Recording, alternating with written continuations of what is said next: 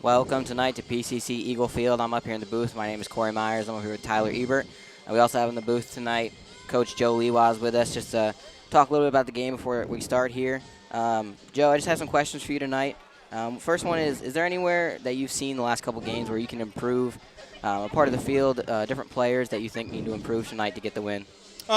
For me, the biggest thing I think is just finishing the game strong. Last game we controlled most of the game, and just the last 10, 15, 20 minutes of the game we just kind of played a little bit of boom ball and didn't control like I'd like to. So I'd like to finish the game tonight a little stronger than we have been. All right. How do you keep up momentum from that big win over Bob Jones last week? It's the middle of the season, middle of the week, so it's guys are dragging a little bit, getting close to midterm. So just have to tell them to get focused, come out here, know that we need to keep pushing, keeping our momentum going. Just come out strong, ready to go. Yeah. All right. Last question. Who are you looking for to control the game tonight? Definitely our midfield. I know against this team we need to have some good control in the midfield. So definitely looking at Josh, Paul, and Tim to keep control, and then when the guys come in off the bench to keep it going the same way. So just definitely looking for some good midfield control to produce the results up on the top. All right, Coach. Thanks for coming up here, and good luck tonight. No problem. Thanks.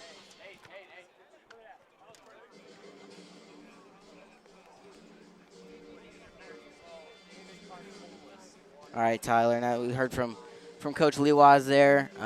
What do you expect tonight from the PCC Eagles? Well, you listen to Coach Lewas and he's talking about the control of the midfield, and that's always been a big factor for the Eagles. Whenever we control the midfield, we've seen do really well, and obviously he's looking for them to control it, and I think everybody's going to be looking for the same. Another thing is Taylor Jensen. He's again been one of our best players this season. 2 PK saves at home this year. One just last game against Bob Jones was huge. Game ended 2-1 favor of the Eagles. That was a game-saving save. This is the 4th straight week for the Eagles at number 1 in NCCAA, so they're going to be looking to prove that they deserve to be there and they should stay there. And Adrian Torres and Travis Rose, they're 2 of our best defensive players. They're constantly back there, constantly controlling that defense, keeping the offense of the opposition out. They're going to need to be strong again tonight and hold Concordia's defense. Or offense, excuse me. What do you think Concordia that they should do if they want to have a chance in this game? You know, I really think they need to keep their heads tonight. I was just looking at their stats. They have 4 red cards in just 11 games, and eight yellow cards to go on top of that. So they need to keep their composure, so they're not playing down with 10 men pretty early in this game. Another thing is making key subs. They have a lot of subs, just like the Eagles do. Making key subs at key times really keep the energy up for them, especially in the midfield and on the offense. And then the last one is they got to get the ball to number 20, Andrew Gutsmore. He's probably their best scorer. He's got 6 goals and 3 assists on the season. That's tops for both of those. So they need to get the ball to him early and often, and they'll have a good chance at this game. All right, guys, we'll see you back in a couple minutes for the beginning of this game.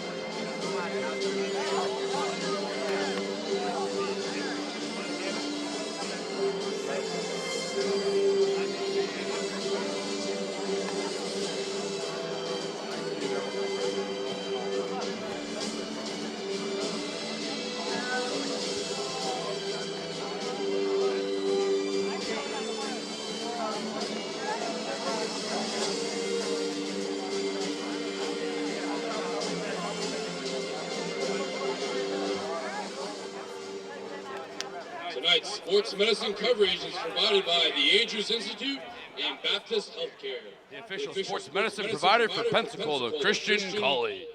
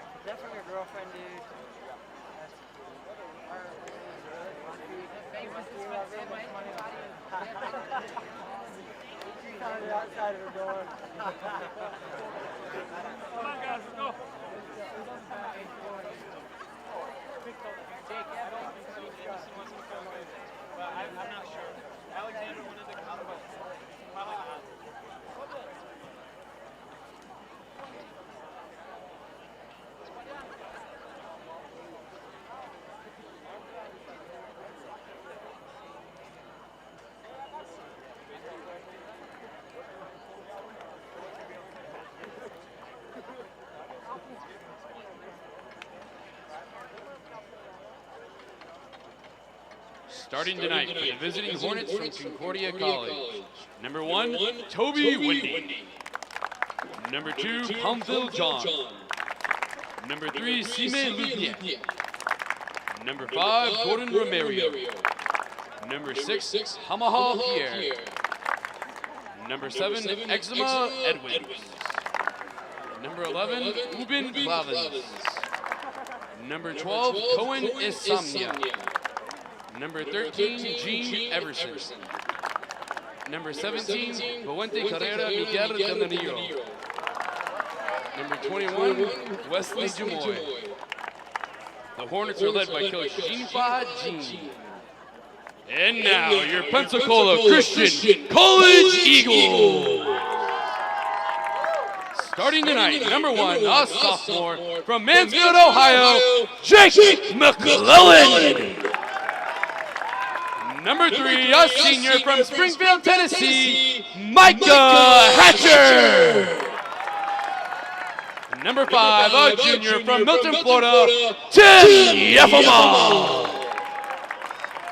Number 6, a senior from Tijuana, Mexico, Bobby Walker. Number 7, a senior from Edinburgh, Texas, Adrian Torres. Number 8, a sophomore from Rochester, New York, Paul Stewart. Number 9, a senior from Baldwin Park, California, Christian Reynosa. Number 11, a senior from Curacao, Josh Heisporta. Number 12, a sophomore from Ashland, Ohio, Nick Stanridge. Number 15, a junior from Flint, Michigan, Travis Rose. Number 28, a senior from Priest River, Idaho, Taylor Jensen. The Eagles are led by Coach Joe Lewas with assistant coaches Matthias Kanata and Ryan Kenner. Officiating for tonight's game are Rachel Cutts, Fred Miljak, and Frank Jones. Please stand as we are led in prayer by Student Body President Jake Lutka. Dear Heavenly Father, we come before you tonight, and we thank you so much just for the opportunities that you've given us. I thank you for these two schools that are represented here. I pray that everything we do is honoring and glorifying to you on the field and off the field as well. God, I just bring before you those people in Las Vegas, that the people that are hurting, that you will just comfort them through this trying time, and help everything there to be honoring and glorifying to you as well. God bless this game, and thank you so much for all you do for us. In Jesus' name pray, amen. Please remain standing for the singing of the national anthem by Colin Dembeck.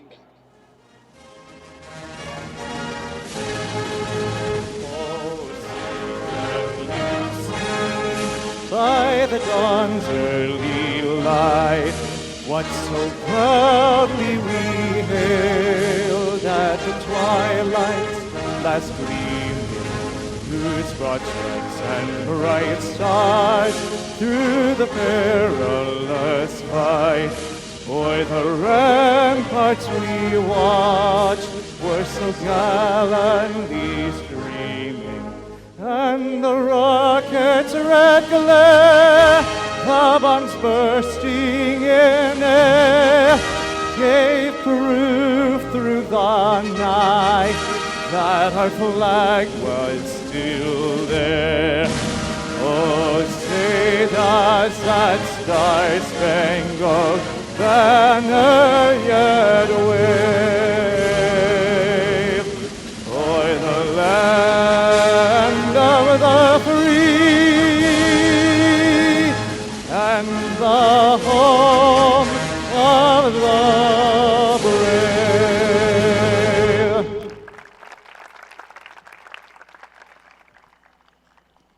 The National Christian College Athletic Association is committed to the true spirit of competition in upholding the four core values of the game plan for life: love, integrity, faith, and excellence.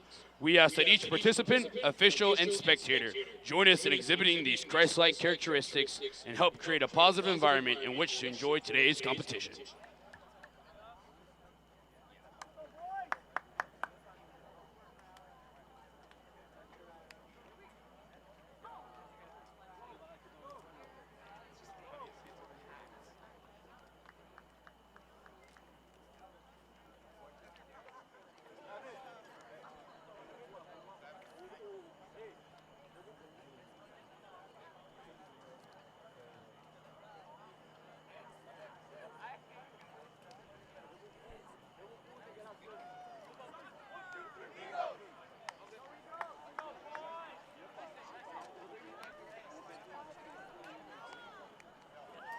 And we're back here at Eagle Field, here to watch the PCC Eagles take on the Concordia College of Alabama Hornets tonight. Once again, I'm Corey Myers, and I got here with me Tyler Ebert, ready to call the game tonight. Looking for a fast start here by the Eagles, coming off that big win against Bob Jones last week.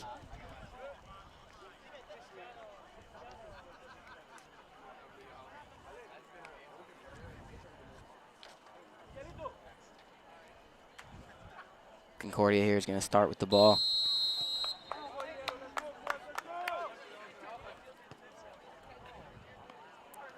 I think both teams are going to start off here looking to possess a little bit, kind of learn the ins and outs of the other team, see what they can do and get away with here in the first couple minutes. Yeah, that's definitely important, especially that little phrase, seeing what they can get away with. Testing out a referee is very important, just to see, okay, what is this referee going to let me get away with? What am I going to be able to use to my advantage throughout the game? So most of the games we've had here might have been a little bit chippier towards the end, but some games you might see a little chippy at the beginning just because they are testing out the referee. So hopefully that's not something we see here today, but it is something that is possible. The Eagles still using that approach of through balls. I think that's one thing that Coach Leo is really implementing into this team, those through balls and those good runs. So I expect to see a lot of that tonight and do a good job of that. Yeah, I look for Peter Stewart here, number 8, or Paul Stewart, number 8, to be really the center of this offense tonight. He's playing a little bit back here at the beginning of the game, but I look for him to move up and make some pretty important passes here tonight.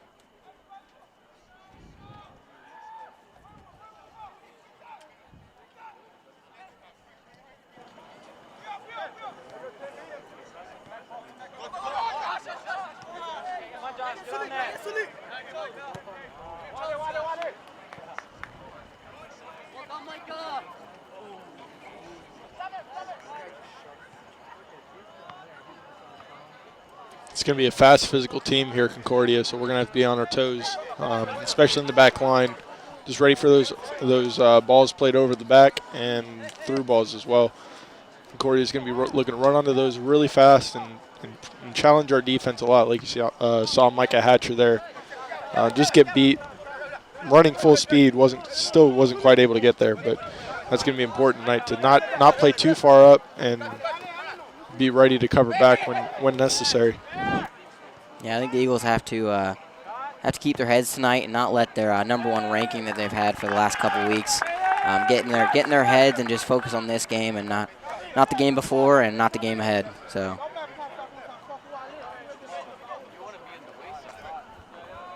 Easy save there for Taylor Jensen.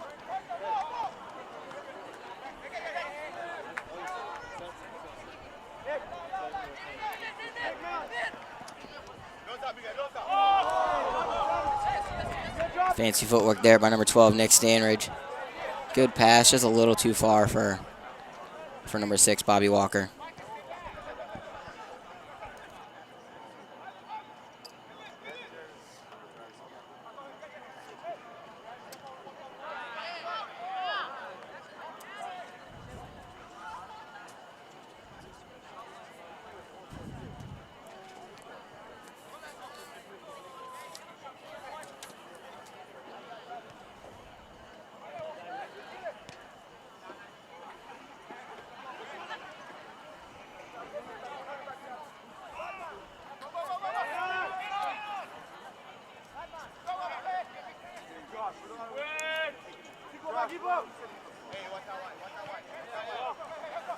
Tyler, tonight, who do you think on the Eagles team, defense, offense, who do you think we're really trying to watch tonight to have a good game?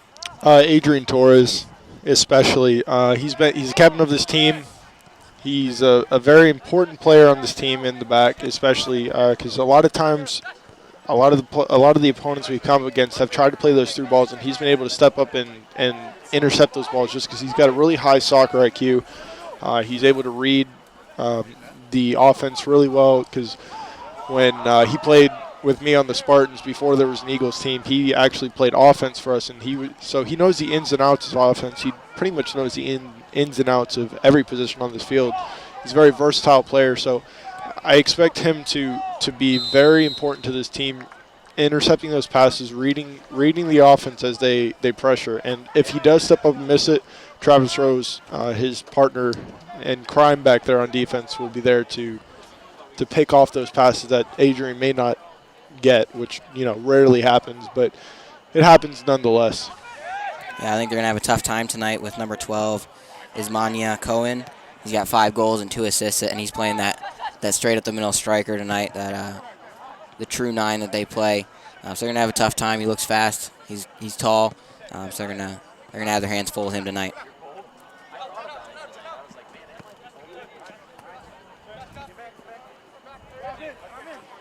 Micah Hatcher choosing the easy path and just playing it out of bounds there for a Hornets throw-in.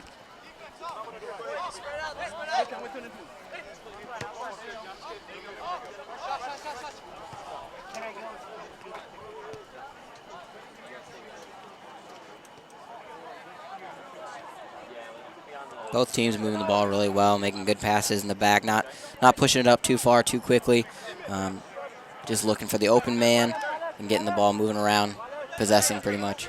Yeah, playing really simple soccer. Not too many mistakes. Eagles, I think, have probably made a couple more than the Hornets right now, but nothing too egregious that's gonna damage the rest of the game. Ball goes out here for an Eagles throw-in. Yeah, both teams making mistakes. Nothing too terrible so far. I think a lot of this game is going to be who's going to make that first big mistake and lead to a turnover that's going to lead to some counterattack, because both teams are very fast on offense and able to counterattack well. Josh Bertha kind of forgets where the line is there and plays the ball out of bounds for a Hornets throw-in.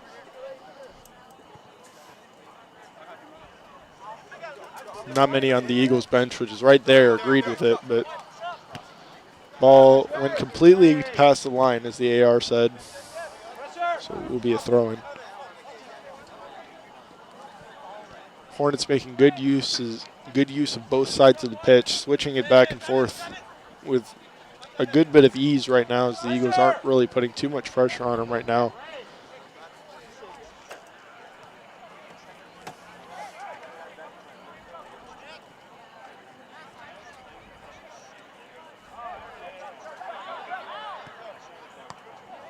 For all you listeners out there, we do have a new website for the PCC Eagles. Just came out a week or so ago. It's got all of our stats, our schedule, our roster, a lot of information that you'd want to know if you're following our team on a daily basis. That website is pcceagles.com. Just go there for all the information for your Eagles.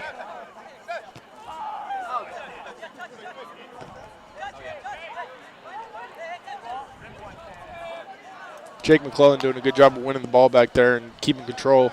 Just goes a little bit wide as Tim Yefimov tries to play it up to Bobby Walker, and the Hornets turn around and try counterattack, aren't quite able to do it. Just start passing it around, looking for an opening. Hornets looking to play on the back line of the Eagles defense. It's probably something we're going to see a lot all night. Wouldn't be surprised if we have a number of offsides calls here on both teams tonight. It looks like Concordia's had most of the possession so far in these first 8 or 9 minutes here, but they really haven't had any dangerous chances yet. An easy save that Taylor Jensen had, but other than that, really nothing going for their offense today. No, and that speed down the wing, which we saw earlier, which I think is the chance you're referring to, but that speed down the wing is going to be dangerous for the Eagles tonight and something we're going to have to look out for. That speed shows up on a good side because Micah's our fastest defender probably, so him matching up with Concordia's fastest player, number 11. Number 11, Clay Evans Aubin. That'll be a good matchup tonight.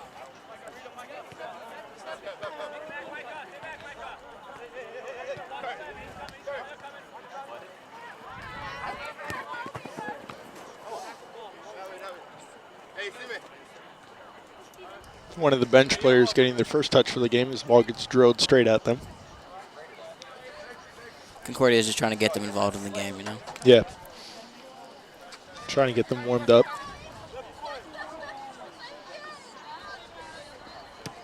Good play there by Travis Rose and Adrian Torres. So Travis blocking that guy off the ball and Adrian getting out of the danger zone.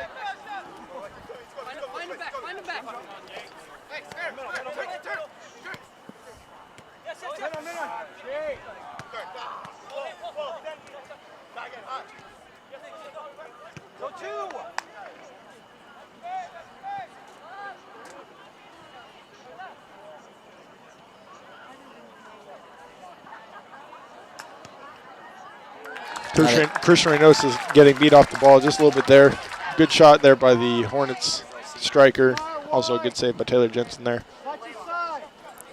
Yeah, Taylor Jensen's really been the leader of this team. He's really kept us in all of the games that we've played. We haven't been beat too bad by anyone in the 2 losses we did have. We really had a chance in all the games. And he's really, especially in that Bob Jones game, he kind of saved us there, stopping that PK, making some other great saves throughout that game. He's a 2-time NCAA Division II Defensive Player of the Week. So he's really making some waves nationally. Other teams know about him, they plan for him, and that's a good thing. Yeah, he only lets in 1.17 goals a game, which if you watch soccer professional soccer, it may seem a little bit high, but for this level of soccer, that's really good, because if you think about it, looking at the amount of goals that we do score a game, it's been 2 to 4 goals a game. So continuing that and him only letting in, just over 1 goal a game, that's really important, especially if we do keep scoring those goals. Just going back, an offsides call on the Hornets. Eagles come away with the ball and are slowly working their way up the pitch.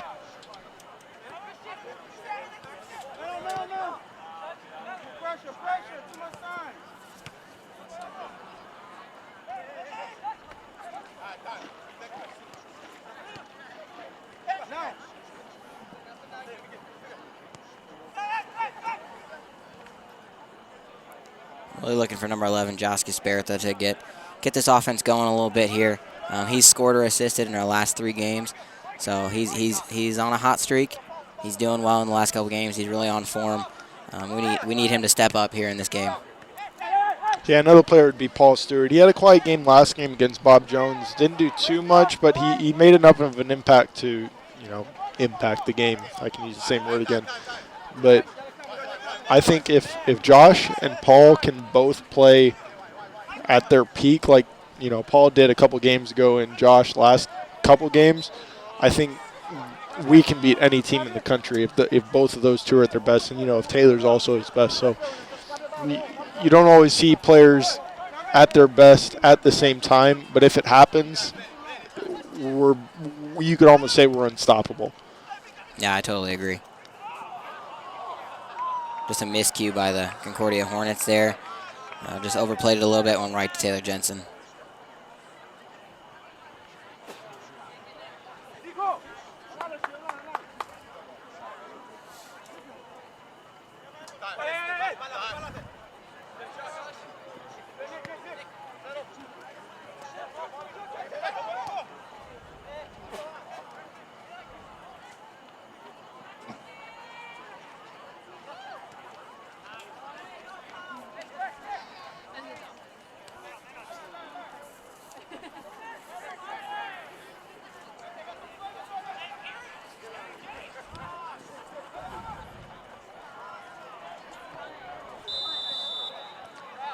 Offsides call there on the PC Eagles. I think number 11, Josh Gasparita, was just offsides past the defender. Good call there by the line judge.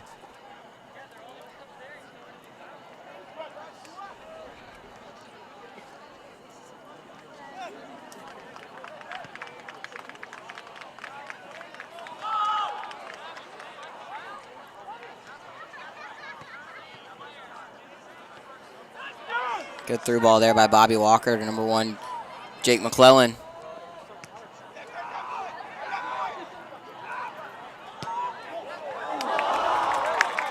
Good shot there by number 8, Paul Stewart. Just went right to the goalie, but a good, powerful shot there. That's what you need. Even if you're not getting goals on every shot, just getting shots on goal, making the goalie move and think will help them when they do get a chance on goal. Yeah, past couple of games, we've seen shots like that go 10, 15 feet over the bar, so it's good that he got that on target, kept it down. Good, hard shot. Mike's got to look for a through ball over here. But, yeah, you want to see those good, hard shots on target. Test the keeper out, see how he's going to respond to that. A good through ball here by the Hornets, and a great tackle by Taylor Jensen as he's way out of position, just plays it out. Simple ball, but well done there by Taylor Jensen to keep that out. That looked to me like the Hornets were going to have a really good opportunity at goal, but Taylor's faster than he looks. He was able to get out there quickly. Yeah, he's always good at making those decisions right away. He doesn't hesitate. If he's going out quick, and he's going to get that ball away.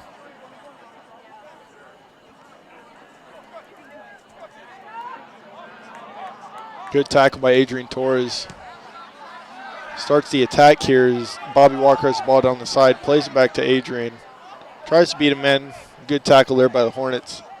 They'll try to take it the other way. Middle of our defense just playing up just a little bit too much. Hornets looking to just play the ball over. Taylor Jensen there yet again to clean that ball up and save our defense some stress.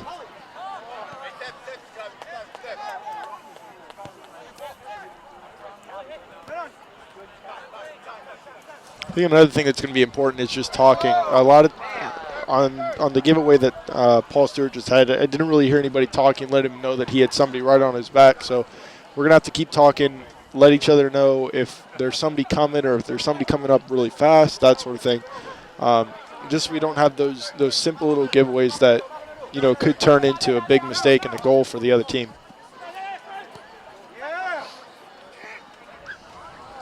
Another good through ball by Concordia Hornets, but easily stopped by Taylor Jensen again, making the good decision to come out.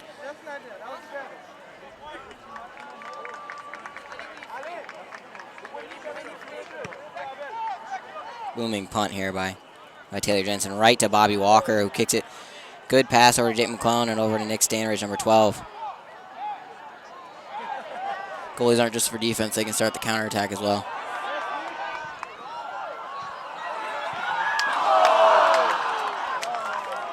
Just couldn't get the curve on that one.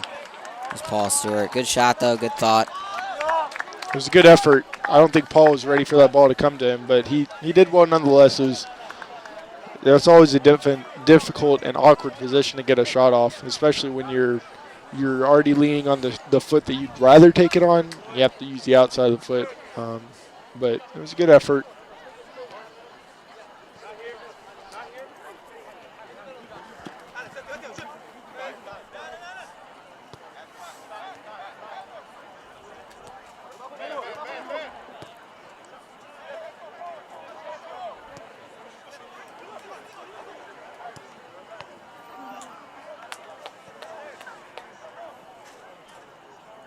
It looks like to me that Concordia is playing a 5-3-2 here with those left and right wing backs making runs up the sides here, which is kind of giving us fits here, but because they're getting those easy crosses into the middle through balls. So we really need to set up a defense to fight those wing backs coming up and stop those guys in the middle. Yeah, our defense is going to need to play a little bit wider just to account for that, which is also going to open up our defense a little bit. So we're also going to need maybe a defensive mid, maybe Tim Yefimov to drop back just a little bit to shore up those holes that are a result of us spreading out our defense because of those wings. Taylor does a good job to punch that out. Looked a little offsides from up here, but Taylor does a good job, like you said, punching it out, getting rid of the danger there. Yeah, he looked like he was offsides by about a foot or two. Assistant referee didn't see that, but can't fault them for everything. Everybody makes mistakes, whether or not he was offsides or not. Yeah, and those offsides calls are probably some of the hardest calls to make in soccer. There's so many different ways the guy can be offsides. If he's not in the play, he's still onside. So it's really depending on just what they see, the angle that they're standing. If he's even a foot forward or back from the last defender, some guy could look offsides or look onsides. So it's really tough for those assistant referees to make that call.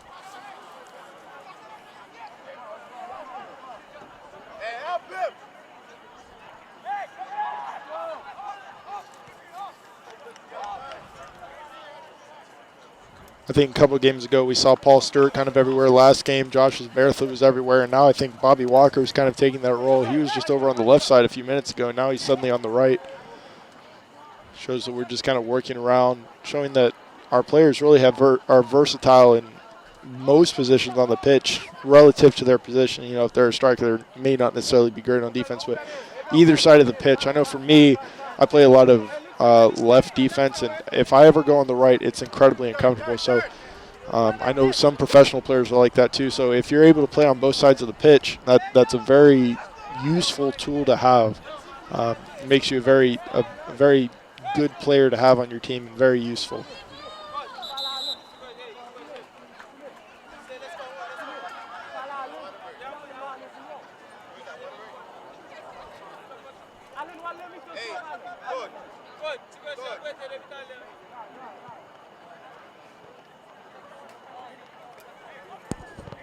Seems like Concordia is calling here for a water break. I don't think we're giving one of those tonight.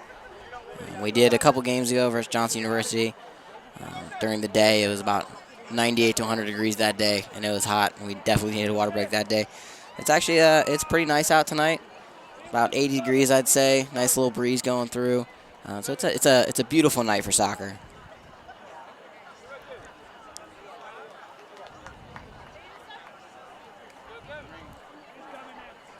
There's a sub coming on here for the Hornets. Number 8, Fevrier Yod is coming on into the game, just to give the Hornets a little bit of energy here. Coach Lee Waz is also calling number 17, Emerson Rankin, telling him to get up and get ready. And number 23, Jesse Dunbar, just getting him warmed up and ready to go in the game.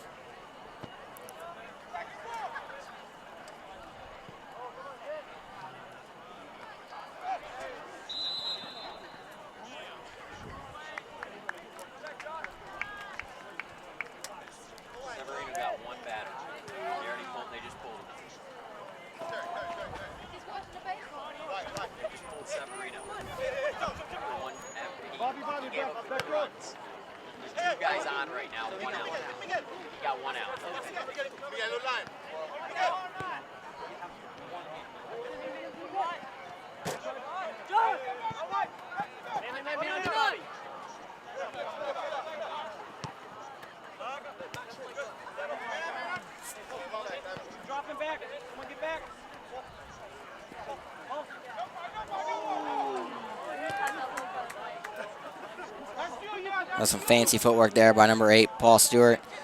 Really moving the ball well here. We're starting to get our first touches a little better than we had the first 10 minutes of the game. And we're really settling in. Hopefully we can get a goal here soon.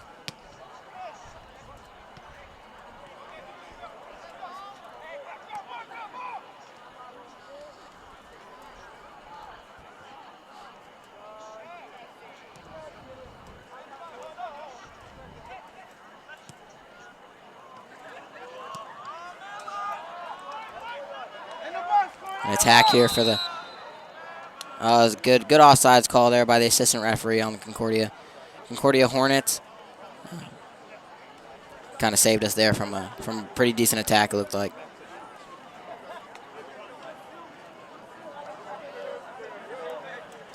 Yeah, Hornets have been playing our back line a lot tonight. A little miscue there by the Eagles. Gives the ball right back to the Hornets. But they've been playing our back line, and they're going to continue to do that, especially with as many subs as they have. Ball played through here to number 12. Kicks it just wide right. on the right.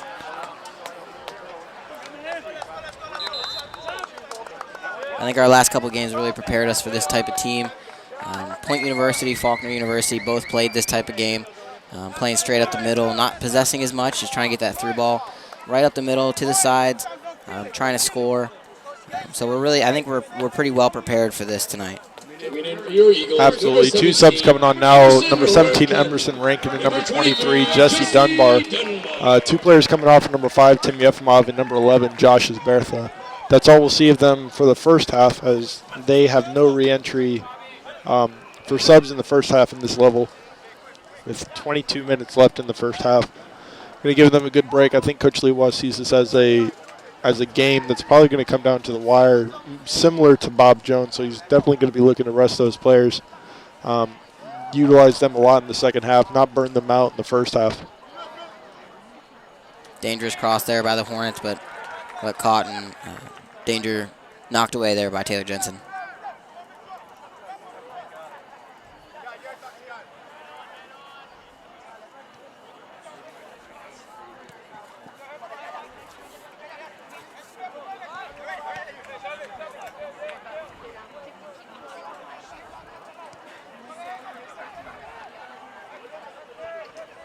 It's a decent-sized crowd tonight. I didn't think there's going to be this many people. The stands are pretty much full here. A little sparse on the far side of the field there, but here by the sound booth, we got pretty much every seat on these bleachers full up, which is good for a Tuesday night soccer game.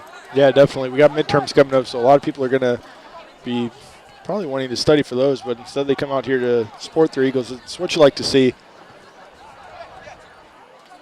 Even a few people sitting on the ground around the stadium. Call it a stadium, more like just a bunch of stands around the field.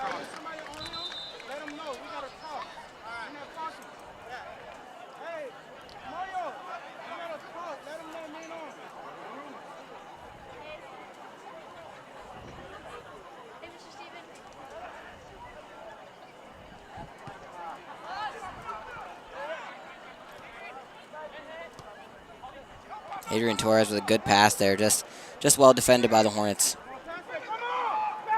But a well-won ball there by number 1, Jake McClellan. Let's see if he can get a shot off. Good pass away there.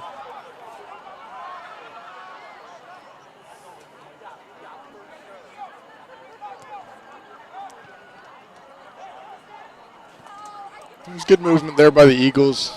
Unfortunate it didn't amount to much, but we win it back here in the midfield as Emerson is able to recontrol it. Paul Stewart gets the ball and plays it back to Christian Reynoso, who plays it up. Unable to find a man, just gives it away. The Hornets just punt the ball downfield. Taylor Jensen just looking to pick this one up and restart play.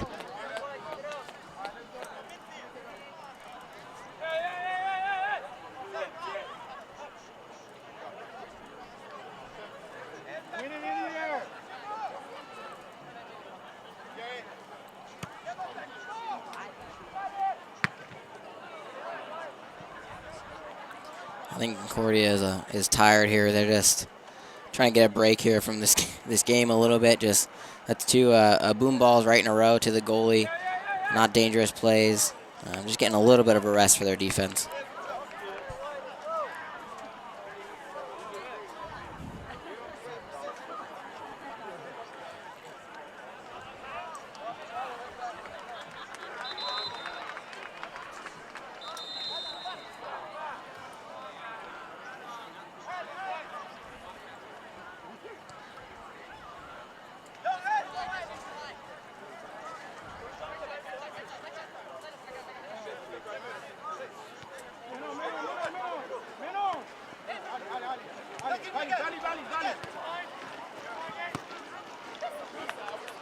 Good through ball there by number 17 for the Hornets.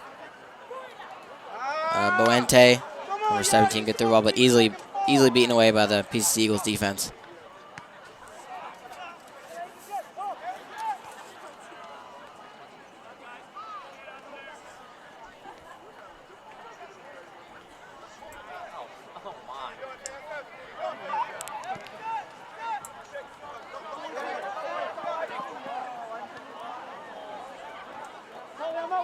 Eagles looking to build a counterattack here. Number 1, Jake McClellan has the ball in midfield. Plays it out wide to Nick Standridge, who drops it back to Emerson. Especially in this type of game, you can't be afraid to drop the ball back. You don't need to be going forward at all times. Drop it back, switch fields, move it up the other side. Just find a hole in that defense and use it. All right, this is going to be a game that you're going to be looking to have a lot of possession in, looking for those holes, as you said. Every opportunity is important. You got to take every single one of those. Any chance here could turn into a shot just by one simple mistake on the defense, and those mistakes are going to happen. I think if they could get the ball on the other side of the field to number 3, Micah Hatcher, he's wide open here. He's got a lot of green in front of him to work with there.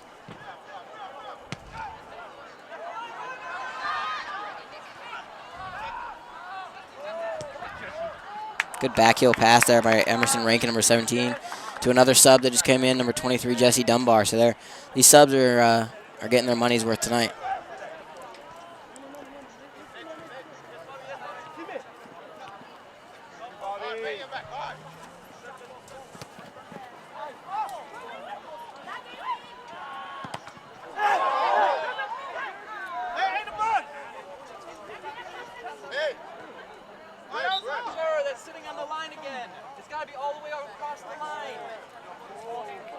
Kind of hear Coach Lee was just talking to the assistant referee there. Ball for an out of bounds, the ball does have to be completely over the line. That one looked like it was still touching the white there, but again, it's hard to see from that far away for the assistant referee.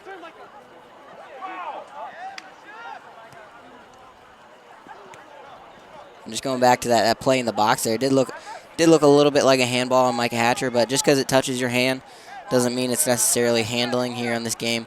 Has to be intentional. The arm has to be kind of out of a running position, kind of in an unnatural position for it to be really called a handball. Yeah, and unnatural is the key word there. If it's just by your side, even if it's just a couple of inches out and it hits your hand, typically it won't be called as a lot of people call it a handball, but the correct term is technically handling. So that in itself lends some to the definition, as you really need to be intentionally handling the ball with if it's going to be a handball. Hornets just electing to kick this ball upfield. Travis Rose will try to control it. Isn't quite able to, and the Hornets will look for a counterattack here. They have the numbers. It's about 4-on-4 here. Looking for a shot, a good way to get in the way. Couldn't tell if it was Adrian or Christian who got in the way, but one of the two got in the way. Did well to keep that out. We have a couple subs here for the Eagles warming up. Number 2, Paul Justiniano, and number 16, Riley Biholski, getting ready to go. Number 22, Paul Justiniano, sorry.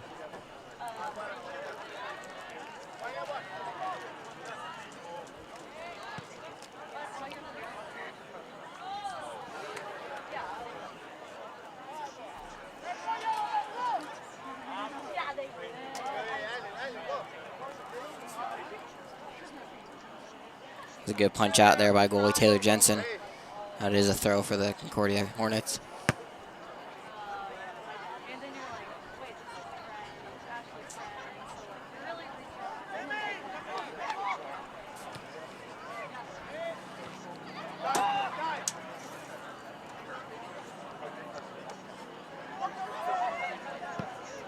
Good clear out there by number 3, Micah Hatcher.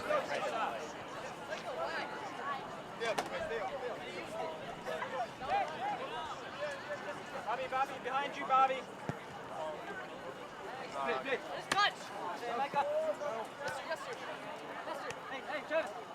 Again, Miguel. Come on.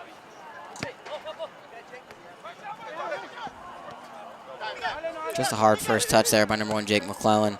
Just an easy turnover that we need to really fix in these last 13 minutes.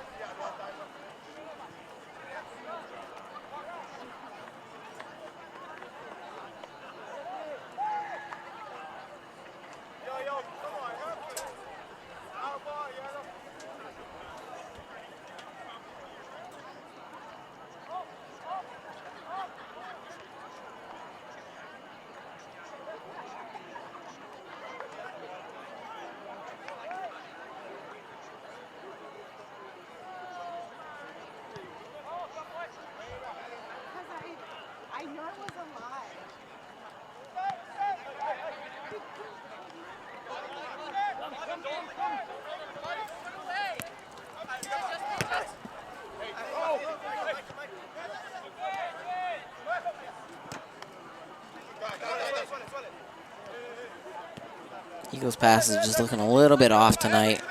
First touches are a little hard. Might just be from exhaustion from the last game. They played their hearts out on just 3 or 4 days ago on Friday.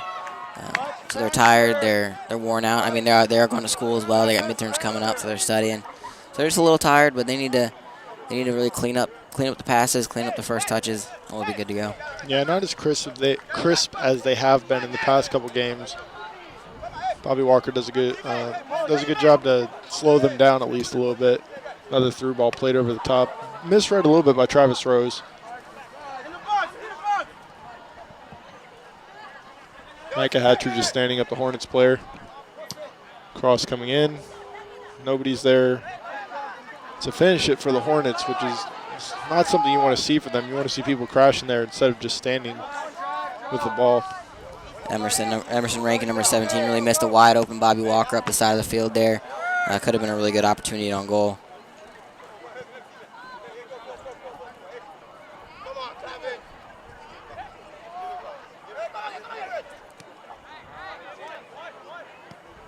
Jesse Dunbar, number 23, has really played well since he came in just a couple minutes ago. He's making these minutes count. He's one of our first subs every game. Him and Biholski and Emerson are really our top 3, with Paul Justiniano, number 22, right behind him. Yeah, I think all those players are on the verge. Definitely going to be looking to beat another player out for a starting role, and I think if any game is a game to do that, this will be one. This is a game against a tough opponent, and if they can show that they're up to the task of playing hard, playing 100%, and even if they create a chance or even a goal, that's definitely going to help them in their race to actually get into that starting lineup. Because, as you said, they are coming in fairly early. They have in the past couple games. They're going to be looking to, instead of start coming on, they're going to look to start on. Yeah, 3 of those 4 guys are freshmen too, so that's really the future of PCC you're seeing right here, the soccer team. Those 3 guys, as well as the freshmen that start on the team here.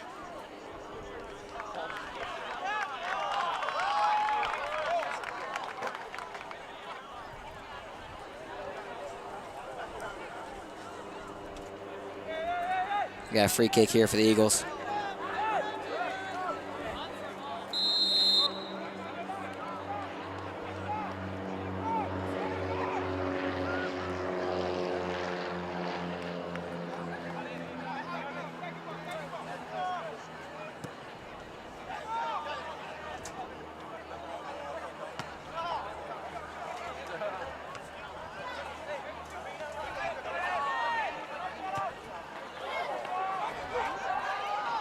Good cross there by number 3, Micah Hatcher. Just saved by the goalie there. It was a great effort. It was a well-placed ball. The keeper just did well to come out and get that. Jake McClellan was good to put himself in the position to be there if the keeper did make a mistake.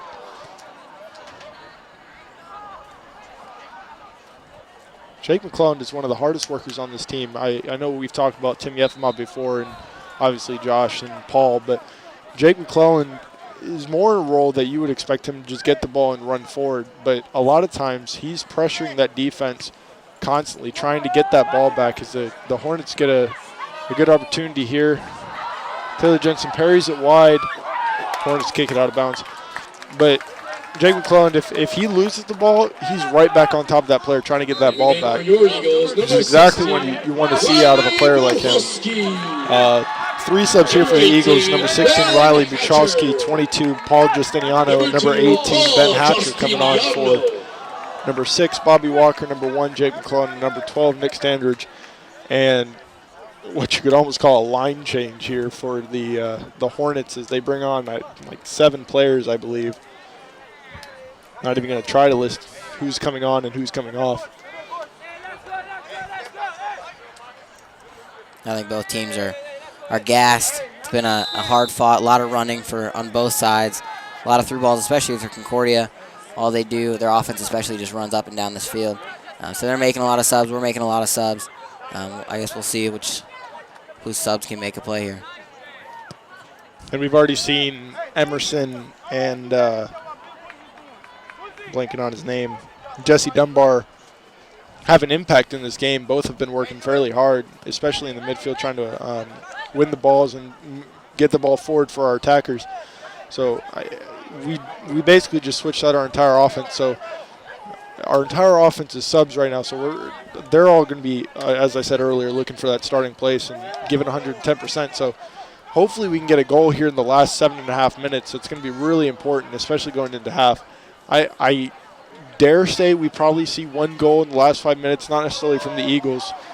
Hornets get an opportunity here. If he can get the cross and he's got somebody there, plays it just over the bar and heading towards the sandpit, which is about 50 yards behind the goal.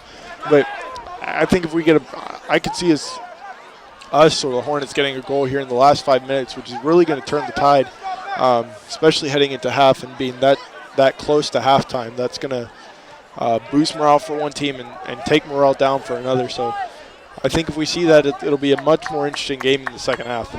Yeah, I think one of the most demoralizing things is to give a goal right when the clock starts or right before it ends, right at the beginning of the game, right before half, right after half, or right near the end of the game. Those are some of the most demoralizing times to let a goal go through. So if we can keep the ball out of our net for the next 6.5 minutes, I think we'll be good going into halftime.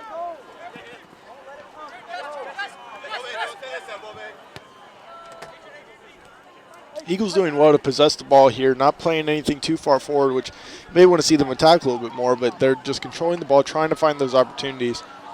Paul a little unfortunate as that one goes off his heel and just kind of pops straight up. Eagles will keep the ball as it is played out by a Hornets player. And I think all these subs that they're making up front really shows the importance of this back four that we have for the Eagles. Adrian Torres, Travis Rose, Christian Renosa, and Micah Hatcher. You don't see them subbed off very much, especially Travis Rose and Adrian Torres. You don't see them come off the field very often. And if they do, it's really a different team out there. We're not as solid in the back four. I'm not saying that our subs are not great, but these 4 guys are really top notch here.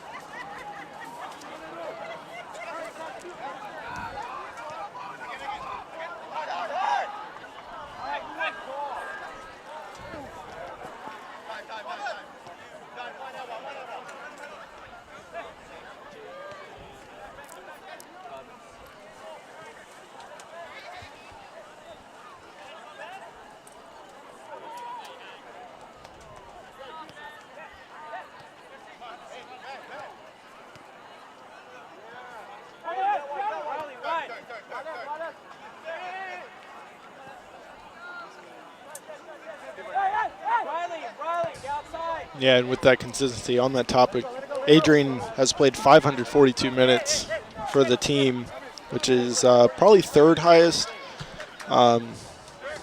If you consider, Taylor Jensen, with all the games that he's played, he may not be first, but he's pretty much up there. But the other player that's really right next to Adrian is Travis Rose, who has 547. So only 5 minutes off, but those two players are leading the minutes for the team, which sometimes may not necessarily mean much, but they're constantly on the field. They're both leaders on this team. The Eagles really look to them, and if both of those players are kind of slacking or not giving 110%, the rest of the team feeds off them, and they'll play the same way that they are. So if Adrian and Travis are playing with a lot of confidence, then the rest of the team will as well. So that's another part that they're really important in. That's what you're talking about leadership. Both of our captains are down there on defense. Christian Renosa, number 9, and number 7, Adrian Torres, are our 2 captains on the PCC Eagles. So they're really, Coach Lewas and Coach Kanata and Coach Kennard are really looking at them to lead this team, and the way they play, like you said, is the way the rest of the team is going to follow.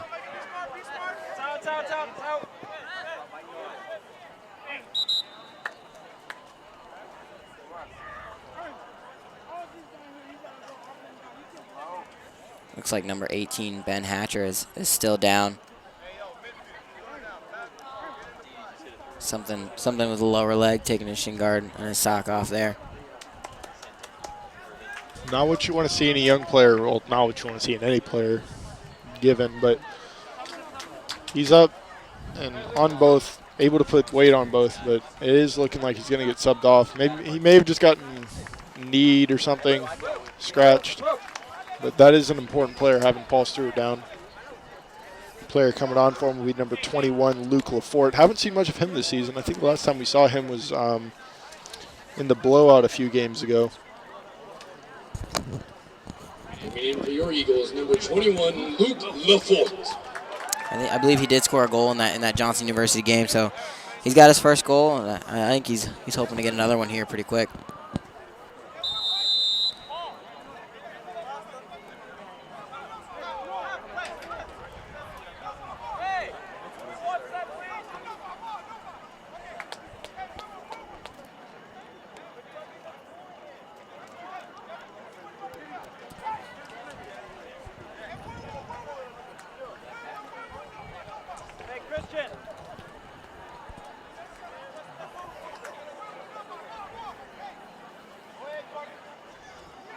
Just about 3 minutes left here in the game. Both teams trying to score, but again, both teams trying to keep the ball out of their own net. So they're playing up, but they're trying not to give up too much space to the other team. So it's a lot of back and forth here in the midfield. Good thought there by number 16, Riley Bahalski. Just kicked out of bounds by the Concordia Hornets.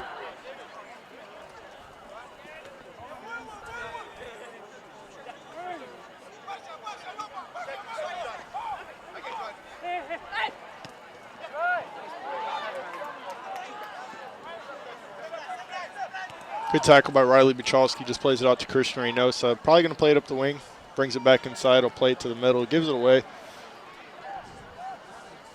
Hornets will go on the attack. Slowly but surely they'll get down the field. They're playing basically a 4 front right now, sending 4 guys just sprinting and 1 guy in the middle of the field looking for that through ball. I think because there is re-entry in the second half, you might see a few more subs on defense just to give our defenders a break, just with how much they are having to run because of how many people the Hornets are sending forward.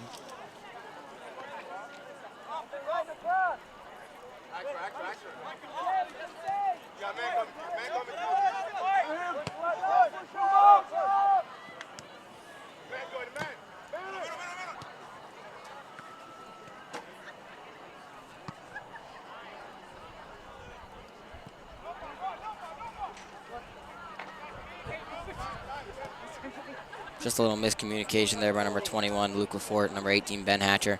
A couple of young guys just not communicating as well as they could be.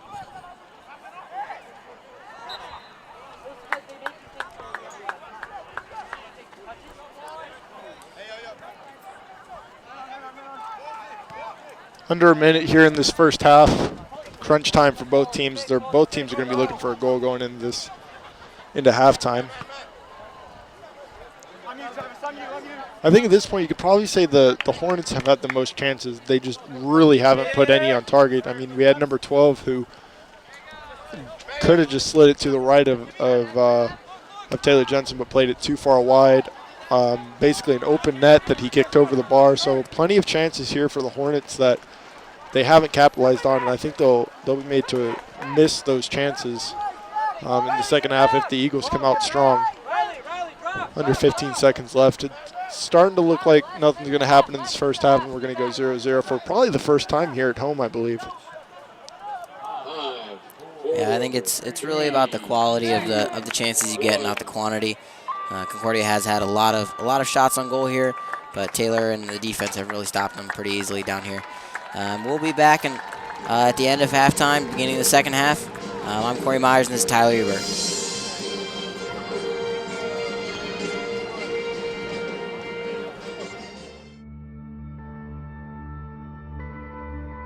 Shaping lives, creating beauty, finding solutions, touching lives for Christ, making a difference through service, doing what you love, challenging the status quo.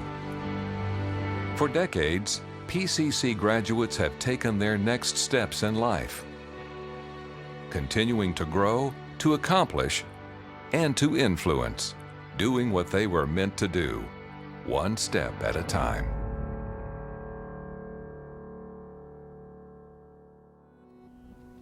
I love what I do because it just constantly changes. No day is the same. I never know what I'm going to do when I go to work that day. It really depends on the calls that come out and the incidents that happen throughout that day. I had a family that at the very beginning I did not think was going to be able to be reunified. And I was able to place those children back in their home and reunify that family. And I thought, I absolutely love my job. The greatest part of my job is the people that we get to meet every day. And everybody has their kind of idea of what they want in their house, and that's a neat aspect. That's neat to be able to walk them through that, to see the joy and excitement in their face through the process, but then also after they move in. I'm a fine artist. I'm an oil painter. I work primarily in oils, and I paint realistic landscapes and figures and portraits. It's like you're taking a slice of all of life and you're expressing that beauty. You're trying to relate to that beauty that you live in 100% of the time. The thing that I like most about working as a high school principal is the fact that every day of my life I have an opportunity to influence young people and their families. We're a small church, so I'm able just to kind of get my hands in everywhere. I preach every Sunday morning to the entire congregation, as well as work with the teens on Wednesday nights and Sundays. I want to see people experience victory in their Christian walk. We saw a child in clinic, and I, of course, immediately recognized the name. It had been over a year since I had seen the family. To see her doing well, interacting, talking with you, waving at you, when what you remember a year and a half before was just constant difficulty. I am a performing pianist, and I also teach college students. Carnegie Hall was an opportunity that God has given me. I enjoy polishing the talent that God has given me as a good steward, and my dream is to continue playing all my life. When I first started as an owner-operator, they like to kind of put a young person in there. I was only 24 at the time. I did a little bit of everything, whether it's just working a register or cooking the food in the back. This is why I like Chick-fil-A. It's about the people, whether it's my team or just the other vendors we come in contact with and the customers. I have the wonderful privilege to admit moms into the hospital as they are in their last stages of delivery in their prenatal period, and walk through a day, sometimes 2 or 3, of delivering a newborn, bringing that newborn into the world. I spent 15 years in youth ministry, and the Lord moved me into the senior pastorate a few years ago. But honestly, it's been what I have always desired to do. I am living the dream that I have always had ever since I can remember. I can't remember honestly wanting to do anything else but serve the Lord. I was very interested in attending Pensacola Christian College because I wanted to have the strong foundation that they offered for my spiritual growth, and also a strong educational foundation, so it offered the best of both worlds. The quality of academics really has helped me out here. I kind of hold the standard high for myself, but I was taught to do that through high academic standards. PCC sets a standard of excellence that taught us as educators to really go and do likewise.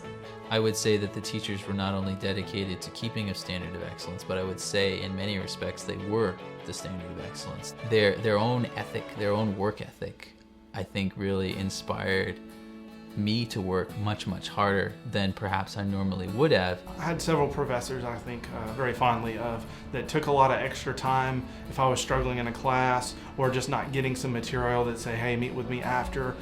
I had instructors who would constantly encourage us to guard our devotion, our private time with the Lord. They were examples and role models both spiritually and professionally. It wasn't just their job, it was their ministry. It wasn't just what they did, it was their life, and they poured their life into what they did, but they poured it into us as students. When I came to PCC, I had both. I had an amazing teacher and I had that firm foundation from the Bible. I can't think of a better place to train because the focus is on God's Word.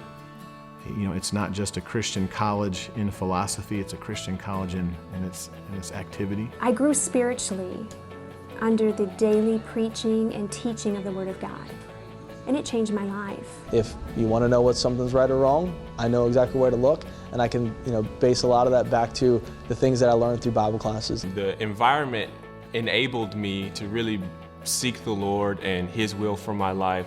It was put me in a position where I could really focus on my walk with the Lord and not be, distracted or worried about what else was going around me. It's a good, clean, safe Christian environment to begin to learn more about your field. Medical school is a rigorous thing for anybody to do and go through, but I was prepared for that.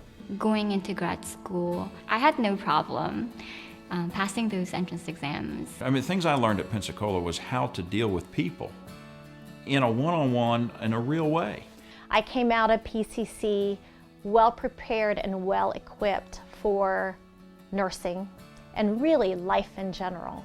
When my husband and I we got married a week after graduation, and neither of us had debts. Honestly, I had no idea until after I got out of college how difficult college debt had been for a number of people.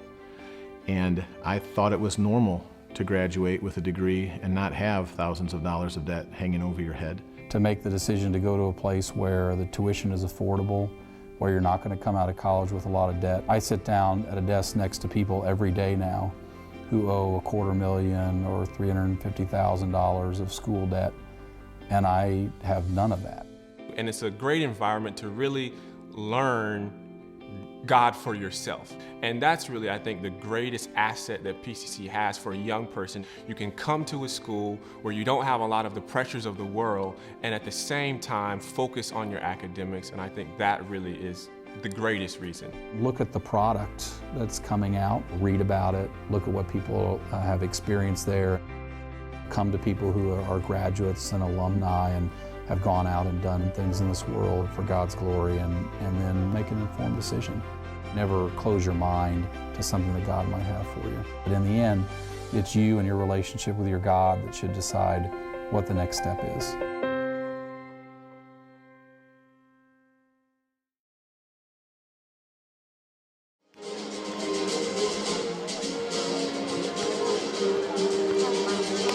Tyler Ebup here in the commentary booth. I have Coach Mathias with me. Coach, as we're going into the second half, what are some changes that you're looking to make as you try to find the first goal of the game? Well, not a whole lot of changes. I feel like we played well. It's a very good team that we're playing against. A good test for us. And what we're going to try to do is to keep possession a lot more than what we did in the first half. And just especially with the holding midfielders, We want them to not get sucked out of position, not to give them so many counterattacks possibilities. Okay. And secondly, on counterattacks for the Hornets, we've seen maybe 4 or 5 players go up at a time, and that's kind of overloaded our defense. Is there anything that you are doing to slow that down, or is there anything you can do to slow that down in hopes of either gaining a counterattack for us or just keeping them off the ball? I think we just need to control the tempo of the game a lot more than what we did. In the first half, I feel like they got the upper hand as far as playing their style. So we're just going to try to come out and play more of our style, holding a little bit more the ball, moving it side to side, so they don't have those clean looks that they had in the first half. Okay, real fast. We saw Paul Stewart go off there at the end. Is he okay? It was just a little bit of a knock. Yeah, he's going back in. Okay. He's fine. Yep. I appreciate it. Thank you for coming up in here, answering some questions.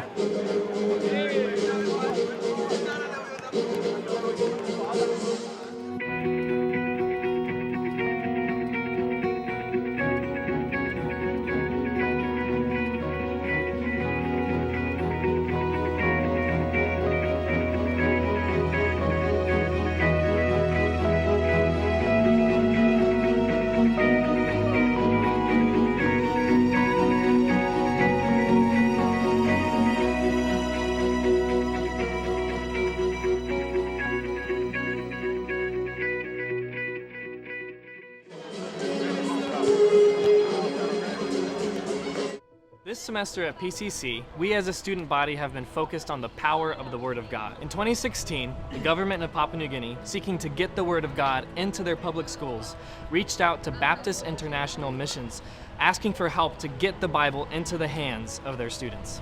At PCC, we realized that this project is impossible without the combined efforts of many people convinced that God's Word is essential to life.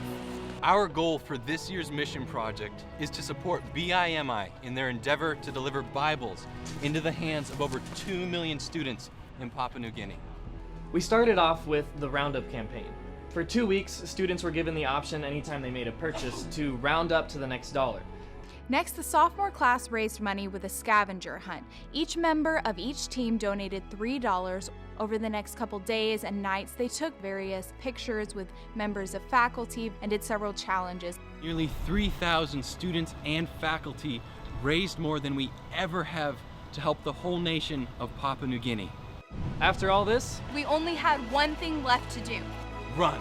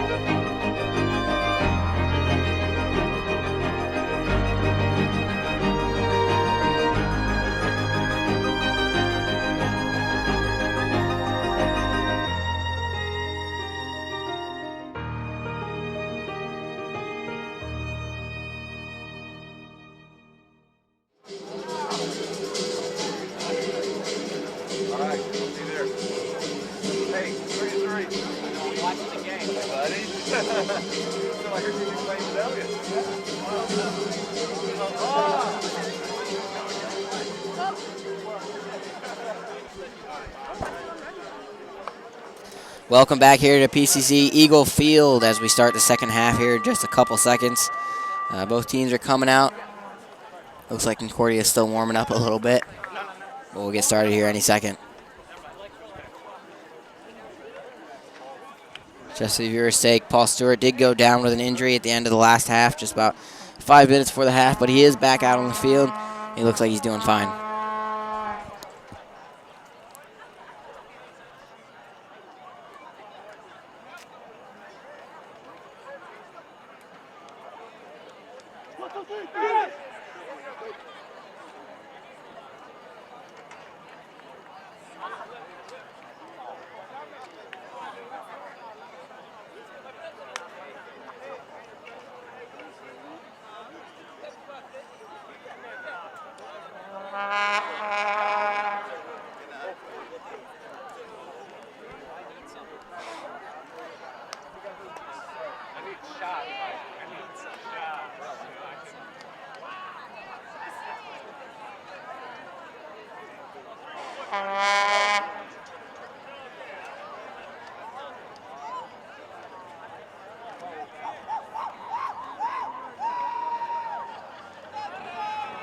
Some of our fans are very excited for the start of this second half. Whatever gets them out of studying for midterms, I guess. Absolutely. You can hear in the background they got some vuvuzelas in the crowd there. It brings you back to that World Cup back in South Africa when you turn the TV on and all you could hear was vuvuzelas. You couldn't hear the announcers, couldn't hear the players, nothing. Just vuvuzelas for all 90 minutes.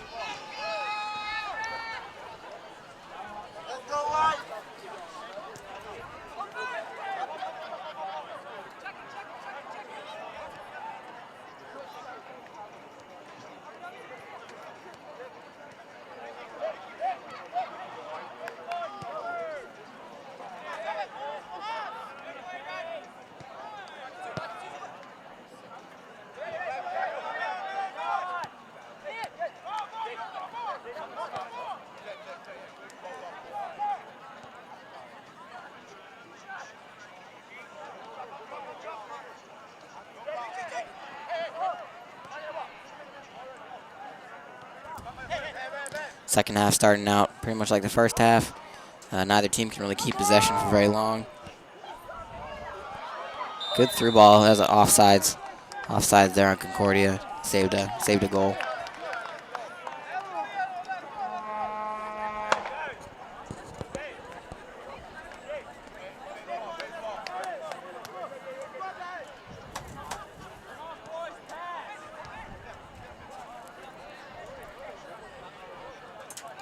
We got all of our starters from the first half back in, taking the subs out, giving our starting offense a little bit of rest here. See if they can take that rest and use it. That's good through ball there by Paul Stewart. Jake McClellan with a good move. See if he can get a shot off. And just tipped by the goalie outside to the left. So that'll be a corner kick for the Eagles here. This is really a key set piece right after the half. Hopefully we can do something with it here. Right, we saw the Eagles score in a few set pieces similar to corners. One of them may have been a corner against Bob Jones, so we know we can score from this position. It's very important here that we at least get ahead on it and get a chance at goal. I think that ball might have come off of Bobby Walker's face, so he's on the ground. That's not what you want to see right here at the beginning of this half, is one of our best players going down with even just a minor injury. Hopefully he just had the wind knocked out of him, or just a little bit of pain there, and getting hit in the nose, hurts pretty bad. Make you tear up a little bit.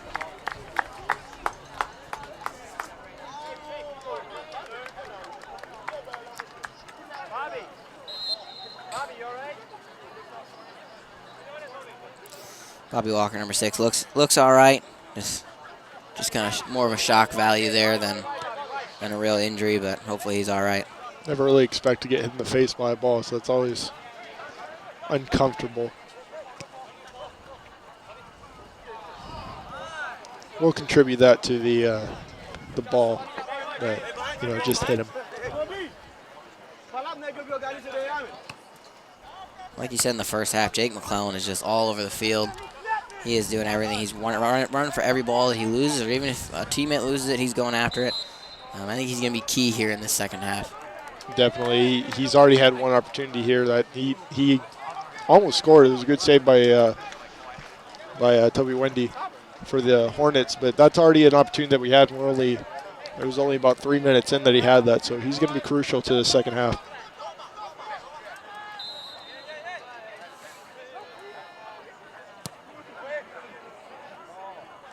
Yeah, the first couple of games of this season, team didn't really have a true striker, a guy who goes straight up the middle and plays and just scores goals. But I think Jake McClellan's kind of turned into that player. He's not leading in goals, but I think he's either tied or right there for second place and goals scored this season. He's playing straight up the middle of the field today, and he's doing well there.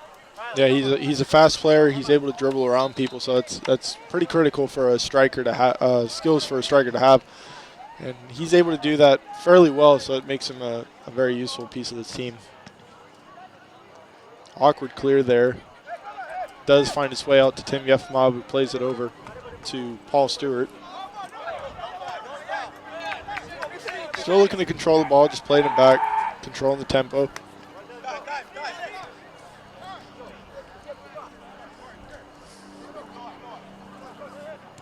Well, we don't play that wing back kind of setup like the Hornets do tonight.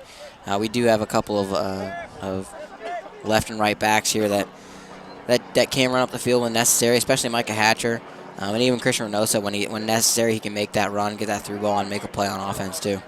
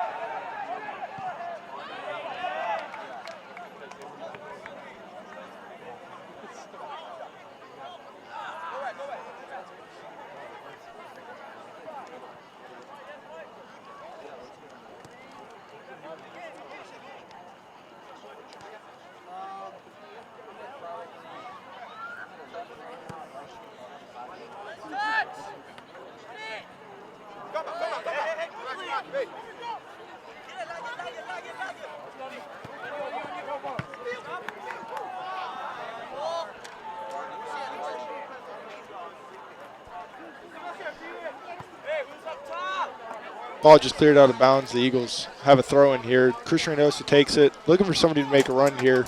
We'll find Paul Stewart as he turns to the midfield. Plays it back to Adrian. Looking to switch the field here. Goes out wide to Micah Hatcher. Looks like the Eagles have changed up their formation just a little bit. Just a tweak at halftime. They usually play a 4-3-3. What are you seeing out there, Tyler? It looks like they're playing a 4-2-3-1 right now. A couple players are interchanging, but we have our typical back four. Josh doing good there to try and at least get something in. But 4 in the back, 2 defensive mids, varying. It might be just one back there, but it's been looking like Tim Yefimov and Josh Bertha back there playing defensive mid. Then you have your 3 midfielders of Bobby, now number 16, Riley Michalski as he comes in. But Riley, Paul, and Nick Standards across the midfield, and then Jake McClellan up top. Seems to be working in the second half. We've had a number of more opportunities than we saw in the first half. and we've been able to hold the Hornets a lot better than we did in the first half, especially if we do have those two defensive mids. They're able to play back a little bit more. I think now they're playing more of a 4-1-4-1, but still we do have that defensive mid who's able to come back and play defense with our defensive line if need be, if there's a counterattack. Yeah, I think this formation kind of solves both their problems.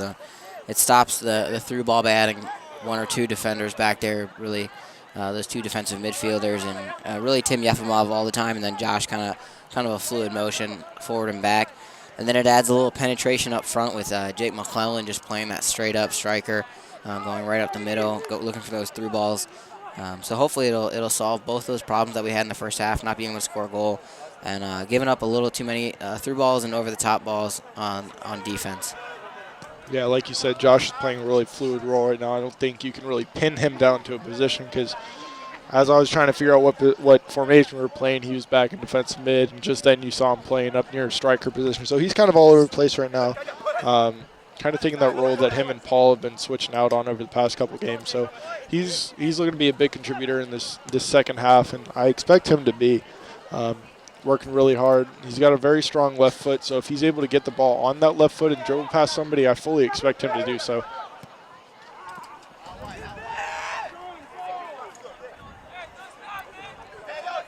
Just a hard pass there by the Hornets, just too far for number 7 on the side wing there to get.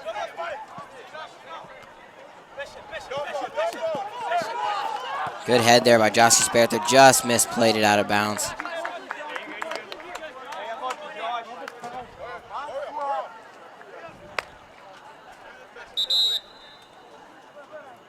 Ref just calling for the ball to be a little farther forward, right where it went out of bounds.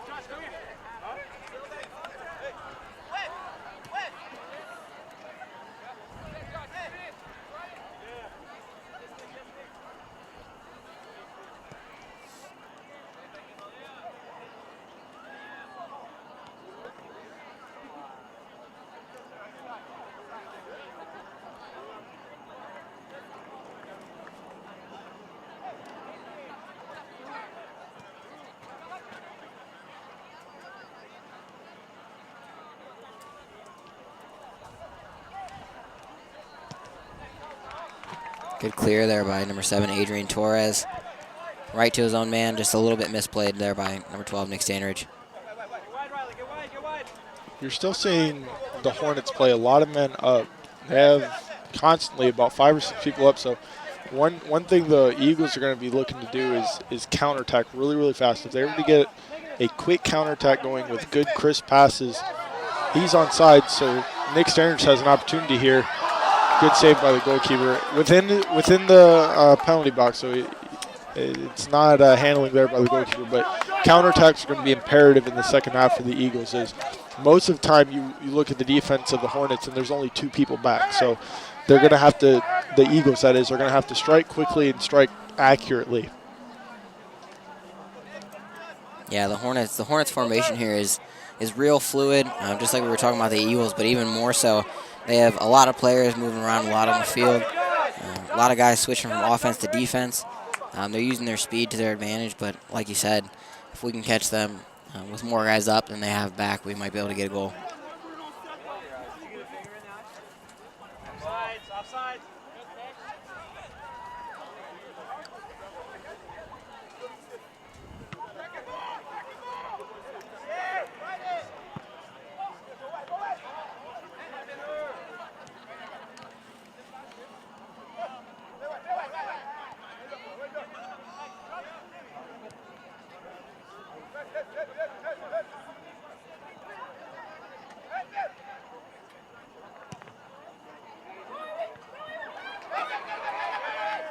Good punch out there by Taylor Jensen, the goalie, right to his own player, number 16, Riley Bahalski. That was a great play by the goalie there. Typically, you just think of a diving save along the goal line, but that one was kind of out and in an uncomfortable position. Mistake here by Adrian Torres. Hornets get the ball and are looking to start a counterattack. Played down the wing, cut back inside. There's a man there looking to beat him. Plenty of Hornet players covering their teammates and able to get the ball back if they do lose it. The Eagles get the ball here and are looking to break.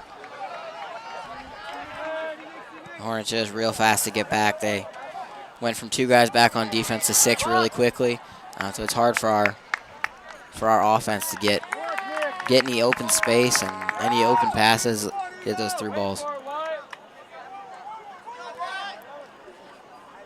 Looks like defenders here, number 7 Adrian Torres, number 15 Travis Rose are moving up into the box. They're probably 2 of our biggest players. They're going to try to get their head on this ball, try to sneak one past this goalie.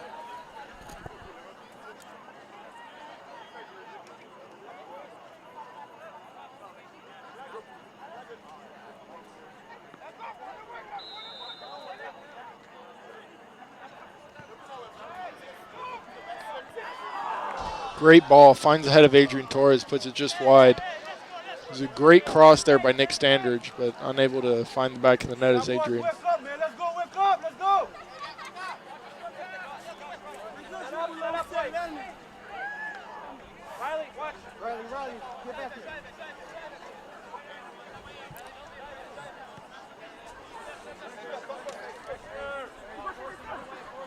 The right side of the field is pretty open here for the Hornets. Eagles need to see that and watch for that. Riley Pahalski, coach was yelling at him and he just missed it, but there is an offsides call there, which helps out the Eagles. Just off the back of the head of the Hornets player.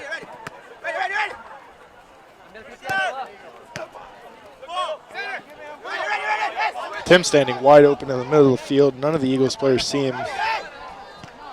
Misplaced ball up there by Paul. Offsides called by the referee. So he stops there and comes back for an Eagles kick. Paul kicking himself for that one. He knows that was a bad pass. Sometimes you just try to do a little too much. You keep it on your feet too much. You think there's always a better pass, but sometimes you just need to give it to the guy that's open.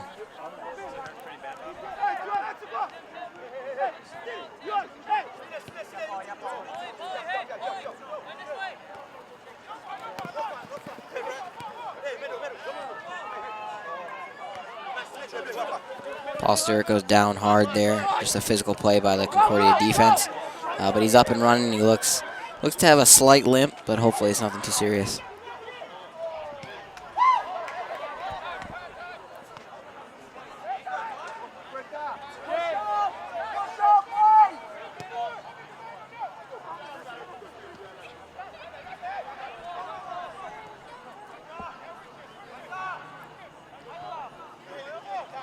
I'd say possession time for these 2 teams is pretty even so far. Neither team can really keep possession for very long. A lot of through balls, a lot of long balls, trying to get something going here. It's not a lot of passing on each possession here, but it's been pretty even for the whole game. Honestly, a lot of mistakes as well. You've seen a lot of careless passes by both teams that really haven't amounted to much. Nobody's really capitalized on the mistakes of the other team. Finally find Tim in the middle, wide open. Adrian looking to beat a couple men, is able to, still has the ball, beats 2 other players, finds Nick Standridge, looking for a shot, puts it a few feet wide. One of the Hornets defenders just asking what in the world his teammates were doing, as Adrian very easily, it looked like, granted he makes everything look easy, just basically walks through the defense and finds Nick Standridge for an easy pass. Yeah, there's just little points in the game where Adrian shows that he used to be a striker, he used to play offense, and you'd hope, you kind of want just 2 of them, one to play on offense, one to play on defense, but there's just one of them, and he's a great defender, and that's where we really need him because we have a lot of other really talented offenders on this team. And I think we've seen him on offense maybe once this season. Honestly, I would love to see him play farther up. I understand why we don't, because we have plenty of people who are able to play it, like Josh is fast, Nick is fast, Jake's fast. Obviously, all the starters up top are fast. So, and they're all technically gifted, so they don't necessarily need Adrian Torres up top. But if our midfield starts to falter, I almost would rather see him in the midfield, just kind of controlling the play in the midfield, being a body that the Hornets have to get through.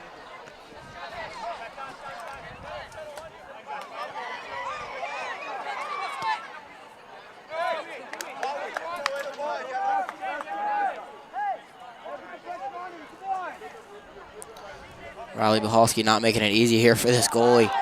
almost stole it from him. It looks like it might be a corner kick here for the Eagles. Good play there by Riley Bahalski, taking it right from the goalie, not letting him have a second of rest there. Let's see, we got another set piece. We got Adrian and Travis coming up again. See if we can get this head on goal from Adrian here.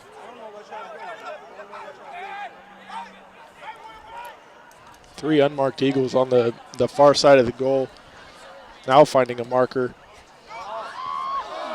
Travis Rose here has an opportunity. Kicks it straight at a player still looking to control the ball.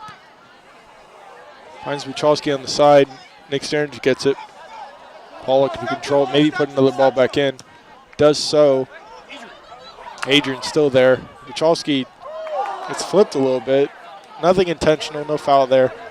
Hornets will try to break. A good stop there by the Eagles. Another opportunity here for the. This is a dangerous play here. Amazed by Taylor Jensen. He's got such a great knowledge of when to come out and when to clear those balls away. That's another reason why he's just a key player of this team.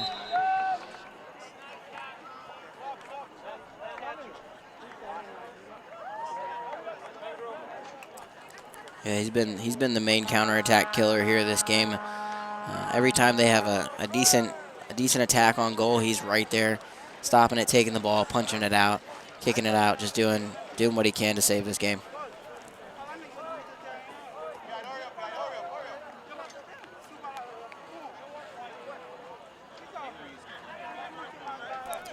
Number 8, Fevrier Yod coming in for number 11, Clavins Albin.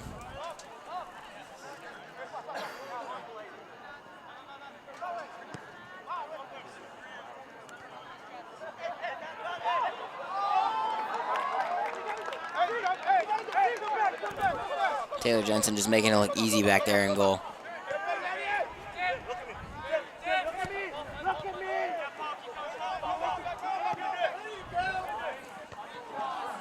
Eagles here kind of changing their strategy from the first half, looking for a lot more through balls, a lot more over the top.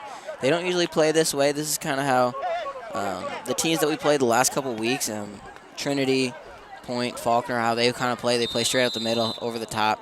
That's where we're kind of playing, and it seems to be working so far. We don't have a goal yet. We have plenty of shots, a lot of chances, and it seems to be working. Right, and I think in the first half of the game we were talking about how the mistakes are going to be what's going to be the difference maker in this game. At this point, it's just who's going to put their shots on target the most. Because right now, neither team have had a ton of opportunities. Excuse me, they've had a number of opportunities. They just haven't taken advantage of them and put them on target. We've had plenty of mistakes, so that's obviously not what the teams are going to be looking for as a difference maker. It's going to be who's going to put that shot on target, and at this point, the mistakes are going to be down to the keeper. Which keeper is going to make that mistake that's going to lead to a goal?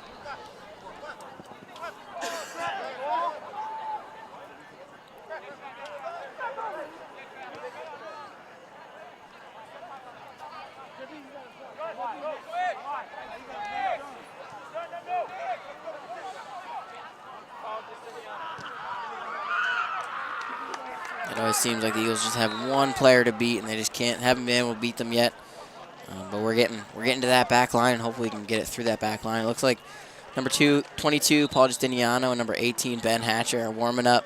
Looks like they're going to come into the game, as well as number 23, Jesse Dunbar, and number 14, Ben Grover.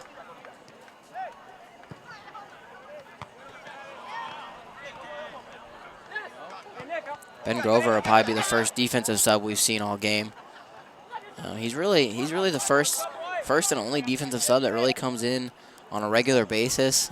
He's kind of their fifth defender there. He usually goes in. He can really play the middle, play the right, play the left. Really wherever Coach Lewas wants him to play. Number 14, Ben Grover. Jesse Dunbar plays that. He can play the defensive mid, or he can play the offensive mid. Really, these subs are very versatile. They can play wherever Coach Lewas wants to put them. Yeah, and seeing Ben Grover come on for Micah Hatcher is kind of evident of how the Hornets are playing. They're playing a very fast wing offense, so having fresh legs over there might give us the advantage over there. And you never really think of how much defense will lead to offense, but having that over there and having that slight advantage of speed may end up giving us an opportunity at a counterattack or just taking away opportunities from the Hornets as is. Yeah, and Ben Grover and Micah Hatcher are really two totally different defenders. Ben Grover plays more on that back line, doesn't really make any moves up the field, just makes good passes and solid defensive plays. But Micah has that other level where he can go up on offense, make a run, make a good cross. He just knows where the space is and where to go. But both players are really good, and I think Ben Grover here will give Micah a chance to rest. It looks like Josh Esperta with a good chance here. The ball is loose. Just kicked out by the Concordia Hornets. Good thought there. Good follow by Ben Hatcher. And a good opening play there by Josh Esperta.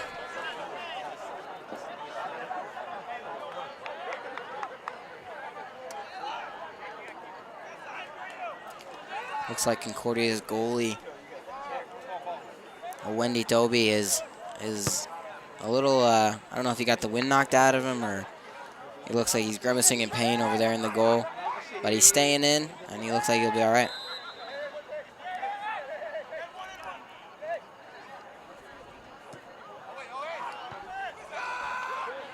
Right back out the ball.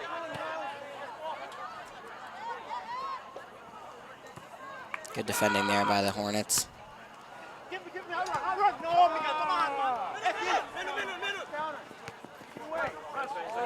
Hornets really missing an opportunity there. They had numbers on the Eagles. They really should have had a good counterattacking opportunity there, but their midfield really didn't see it, really didn't even have an interest of playing it forward to number 12 if they even did see him. I think Christian Reynosa played that really well, too. They thought number 12 was looking for that give and go, and Christian Reynosa followed him perfectly and didn't let him have that open through ball, which really saved an attack there.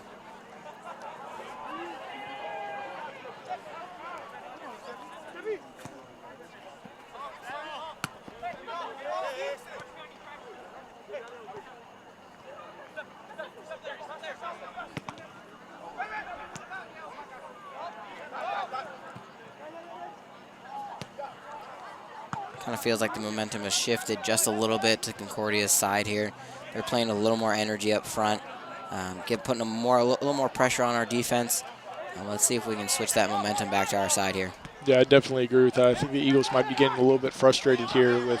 They've had plenty of opportunities, but they're not really able to find the net.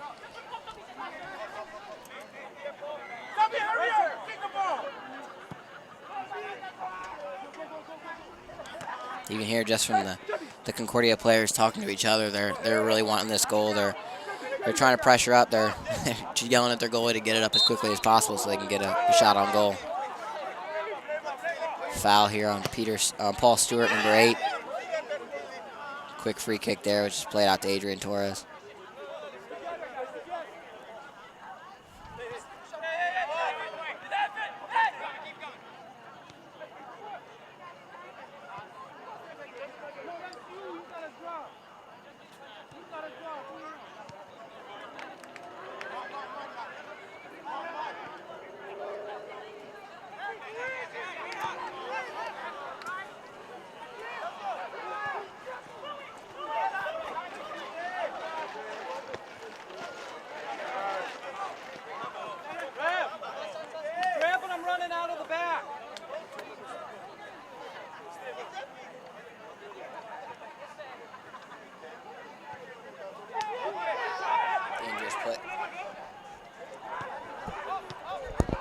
Dangerous play here for the Concordia Hornets, but easily taken out by the PCC Eagles defense.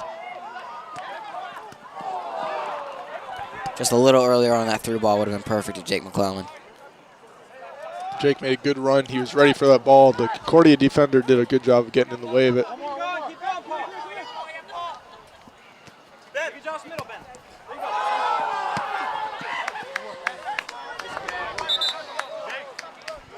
Coming in for your Eagles. Going to see it sub now at number 22. Paul Justiniano coming on for number 1, Jake McClellan. 18 minutes left. Wouldn't be surprised if we saw Jake come back on here in the later moments of this game if this game is still close. I think these subs that Coach Lewas is putting in really throws different looks at these Concordia Hornets. The players he's putting in at the same position are really just totally different players. Looks like Josh Gasperta got maybe a hand or a foot to the face there when he went down to the ground. But like I was saying, these players, like Paul Justiniano, number 22, coming in for Jake McClellan, they're completely different strikers. Jake's more of a technical, uses his footwork and his speed. And Paul Justiniano uses his size up there to just barrel his way through the defense.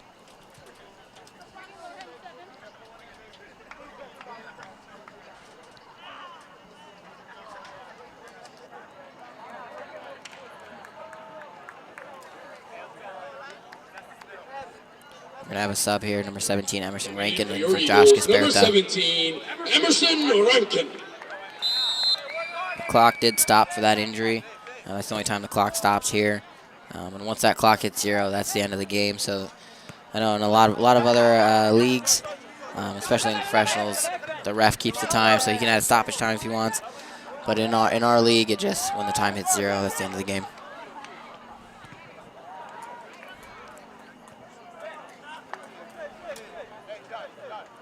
It's going to be a corner for the Concordia Hornets.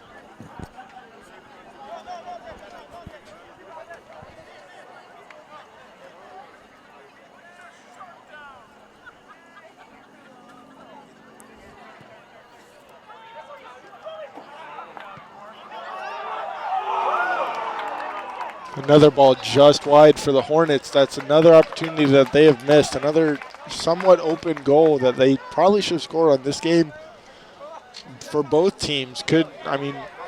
This game should be like 3-3 right now. So it's kind of surprising that it's still 0-0. Both teams have had plenty of very easy convertible opportunities, but neither one really able to convert tonight. Yeah, the offenses are kind of beating themselves here.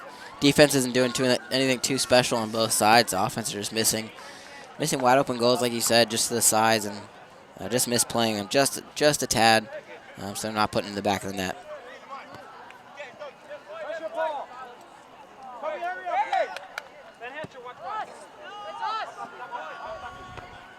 Good win there by number 9, Christian Reynoso, right to Ben Hatcher. It's going to be an Eagles throw-in.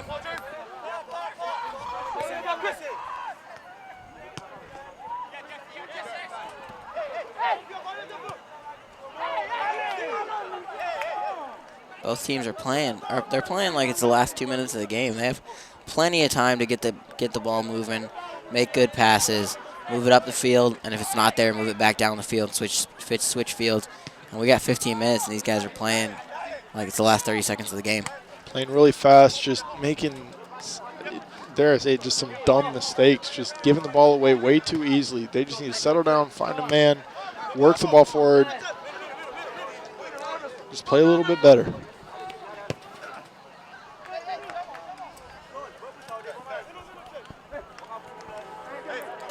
Looks like number 11, Josh Gasperta he looks fine on the bench. He was checked out by our medical trainer here on the sidelines. Doesn't look like he's making any moves to go anywhere else, so he looks like he's going to be okay.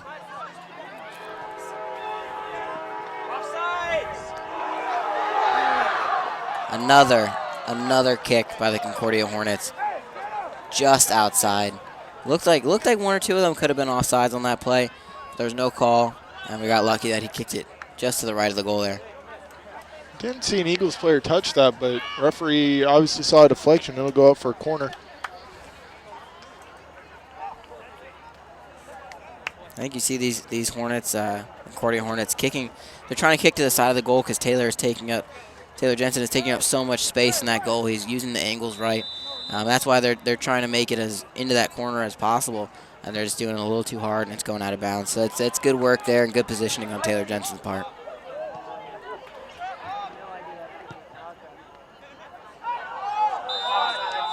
Another offsides here on the Hornets. Played quickly. Emerson's up top with the ball. Comes back to Ben Hatcher. He's looking for a man. Finds Christian Reynoso. Still looking to play the ball upfield. A little dangerous back there playing around with it, but able to find a man. Comes back to Ben Hatcher. Looks to play it through for Paul Justiniano. Not quite where he would have liked it, but he's able to keep the ball and run down the side with it. Hard tackle, no call. It'll go out for a Eagles throw in. Coaches and players on the sideline all asking for a foul and asking why that wasn't a foul. Emerson gets the ball up top, takes a shot, and puts it 10, 15 feet over the bar. I think we're going to see Jake McClellan and Nick Standridge coming back in here in the next minute or so.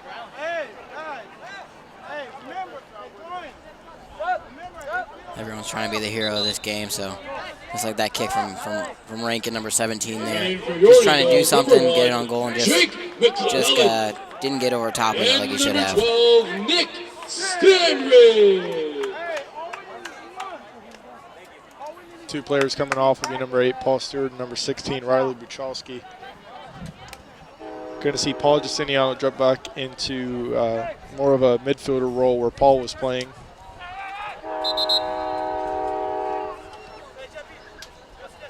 Hornets getting play started a little bit too quickly. Referee hadn't gotten her whistle blown, wasn't ready to start play back up. Makes him retake the goal kick. I'd look for Josh Gisbert at number 11 and Paul Stewart, number 8, to come in here in the next couple minutes, as well as Tim Yefimov, who's sitting down there on the bench. Some 3 starters sitting on the bench, just getting some rest, getting some water. Look for them to come in within the next couple minutes.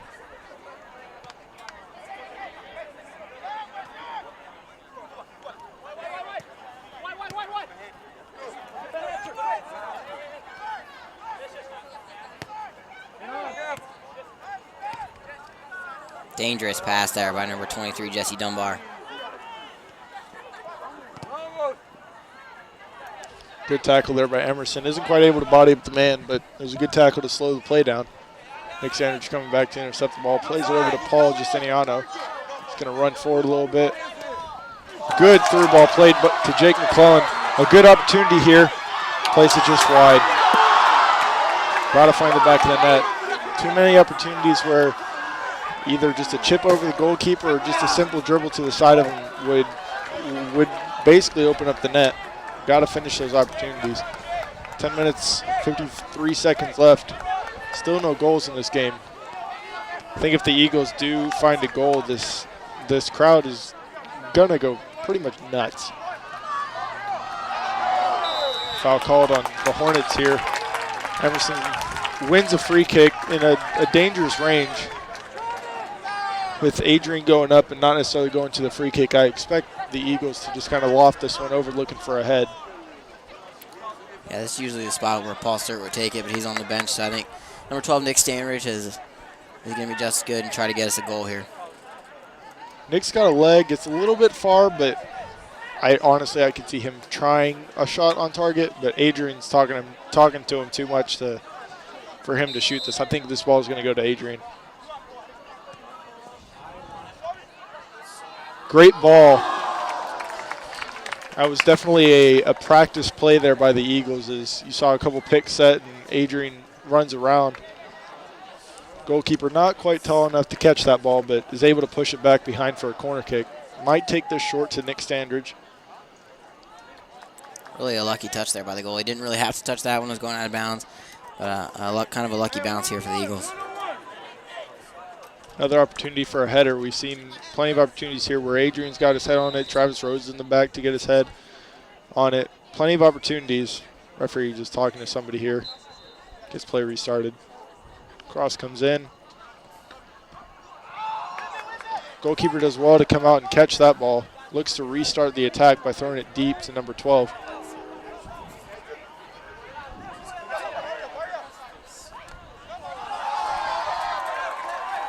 Really good play there by number 22, Paul Justiniano, to win that ball.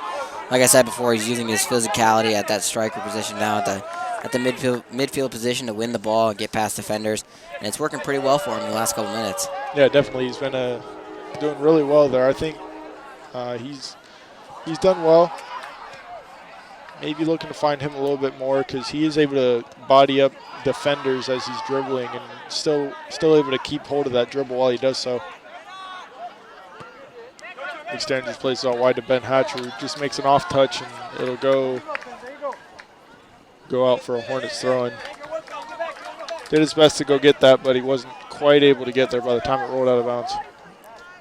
Looks like a little bit number 22, Paul Justiniano, is kind of grasping at his hamstring a little bit, just limping the slightest bit. Might see a sub for him here in a couple seconds or a minute.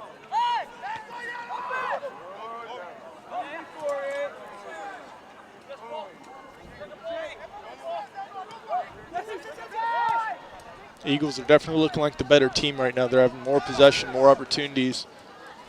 Got to keep this up if we're gonna have a chance at this game. 7 minutes and 45 seconds remaining.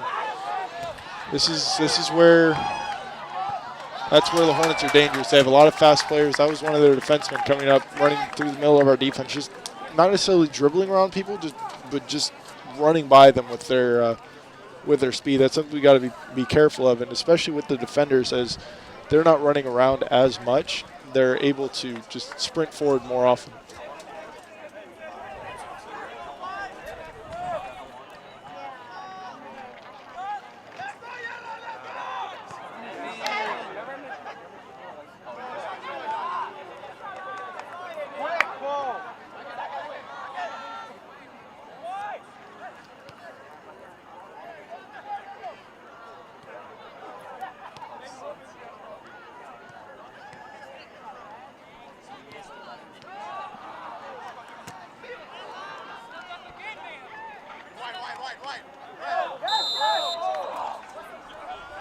Good battle there by Nick Standers, number 12, and the Concordia player.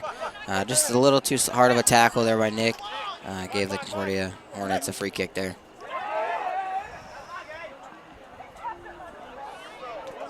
Good defensive stop there by Adrian Torres.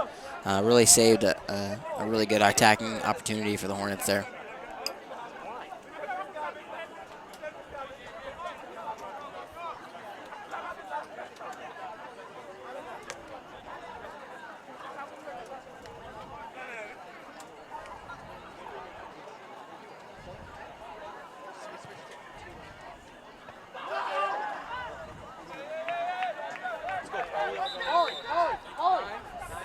Sub now coming on for both teams. Couple for the For your Hornets, Eagles, number 8, but for the Eagles, number 8, Stewart. Paul Stewart coming on for number 22. Paul Justiniano gives us a little bit more speed, which might be what we're looking for right now. Nothing against Paul Justiniano. He's a fantastic striker, and his style of play may not necessarily be what we're looking for right now. But, and like you said earlier, he was kind of limping a little bit, so that may also have affected that decision.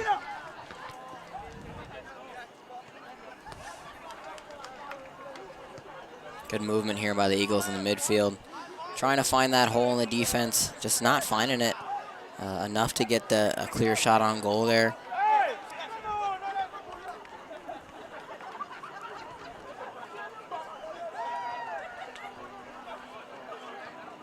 Just a little bit over 5 minutes left in this game.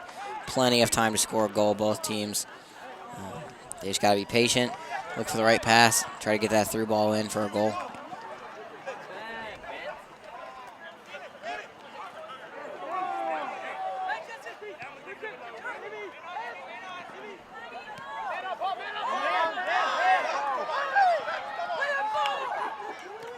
I think the Eagles are communicating far better than they did in the first half here in the second half.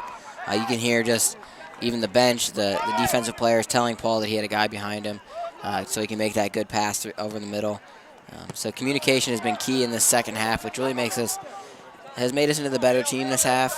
We're communicating better. We're making slightly better passes, possessing a little better than the Hornets right now. Slightly better. Still a few mistakes that could be cleared up, but definitely better than the first half. Definitely a lot more opportunities in the first half as well. Looks like Josh Gasperta is warming up right now, getting ready to go back in. I think as well Tim Yefimov, number 5, is looking to come back in as well.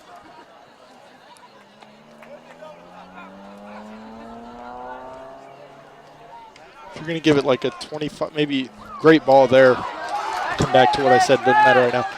Great ball. Jake McClellan has it out wide, beats a man. Misplaced pass, not able to find anybody there. But if you give the ball about a 25-yard radius, there's a lot more white jerseys around it than you see yellow and green, which is good. There's a lot more pressure on the ball when the Hornets have it. When we have it, it's a lot more options for passing. So that's something more you want to see as the ball gets played out to Ben Hatcher. Played back to Christian Reynosa. think that 10-minute rest for Paul Stewart has done wonders. He's all over the field right now, getting every loose ball. He's making all the right passes. He's switching fields. He's really the catalyst of our offense right now. Working really hard. That's what you like to see. Ben, hold that ball. Hold that ball, Ben. Ben may be playing a little bit too, I don't want to use lazy because he's not playing lazy. It's a college game, but maybe too lackadaisical right now.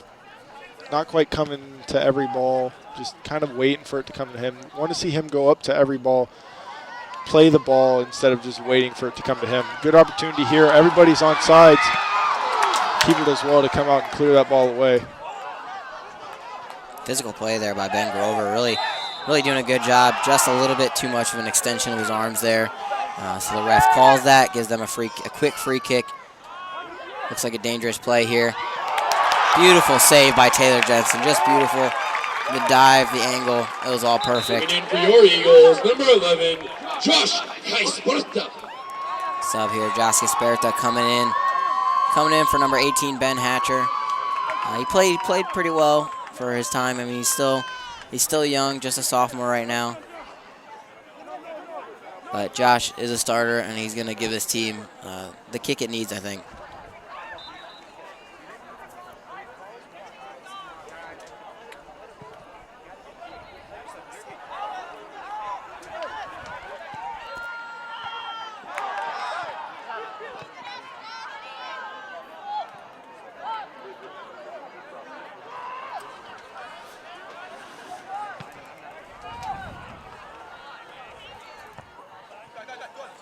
Just a little bit more than a minute here. Still a lot of time to get a goal, but a little more crunch time right now. We need to start making our way towards the goal and try to get at least a shot on goal here before the end of the game. Good save by Taylor Jensen. Just every time the ball comes near him, he gobbles it up. There's no way that ball's getting through him to the back of the net right now. It was unfortunate there by the Hornets player as well. That was a good opportunity. He just miscontrolled the ball. 45 seconds left here. Still, misplaced passes are haunting the Eagles right now. It's definitely something they're going to be hearing about, and I think the Hornets player just lost a shin guard. Like I said earlier in the game, when the time hits 0, that's the end of the game. There's no stoppage time like in a lot of other leagues. So this 27 seconds is actually 27 seconds here. Good opportunity here as Nick Sanders gets the ball, misplays it. Gonna go out for a corner. Gotta go quick here. Gets the ball. Almost everybody coming up. 10 seconds left. 10, 9, 8, 7, Unlucky. 6, 5 seconds left. 4, 3, Concordia player just 2, boots it, 1. and that'll be the end of the game. Great game by both teams. Neither team could put it in the back of the net. Really good defensive game. I don't believe there's going to be overtime, but we'll stay with you until we confirm that.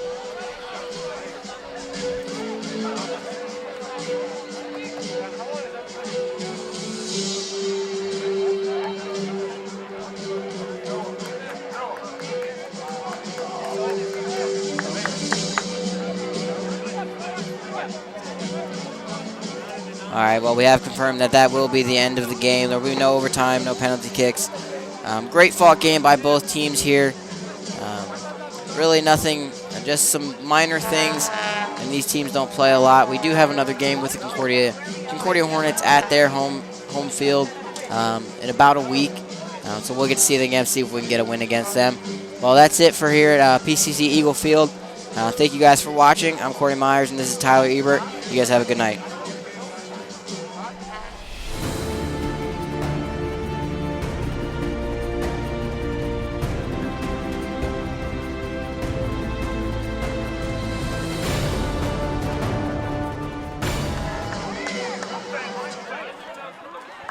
I am sorry about that, guys.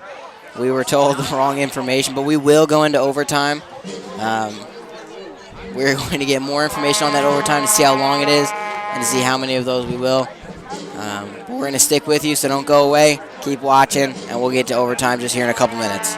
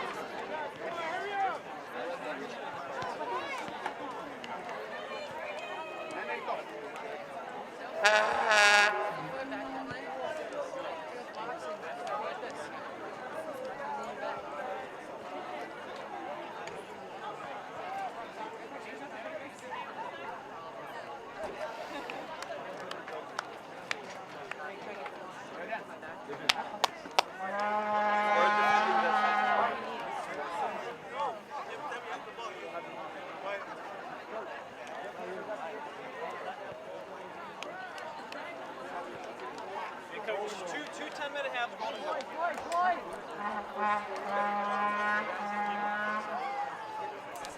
All right, thank you guys for staying with us. Sorry about that mix-up there. We will be playing two 10-minute halves here. It will be golden goal, so if there's a goal that goes into the net, that will be the end of the game, no matter how much time is left. After the first 10 minutes, we will switch sides, just like at halftime. After those 10 minutes, if no one has scored, that will be the end of the game. No penalty kicks. So we still have those two 10-minute halves left to go. Tyler, what do you need to see here in this first 10-minute half that'll get us that goal and get us out of here quick? Well, we did see us doing well with through balls, but we just got to stop giving up the ball in the midfield. We keep playing these. We keep trying to be fancy and just play a little one touch or a back heel or something, and it just gives the ball away. That gives a counterattack to the Hornets. So we got to keep possession. We can't be giving those balls away. We got to keep playing the ball over top, through the middle, everywhere. Get the ball to our strikers. Let them find their confidence and get a goal for us here.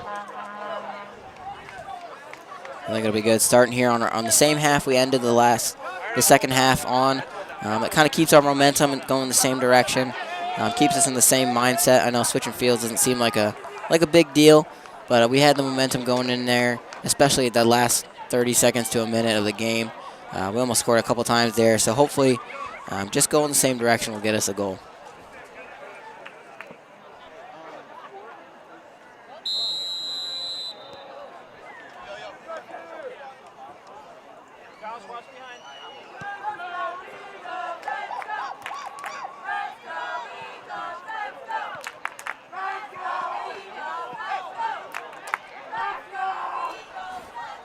You can hear how dedicated our fans in the stands are.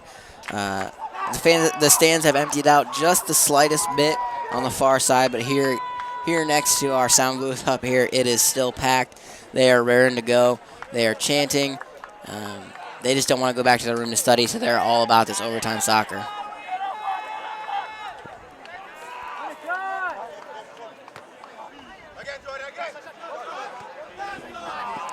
Just a miss, just a little too hard kick there by Joski Sperta. Just kind of the culmination of this whole game that we've been seeing.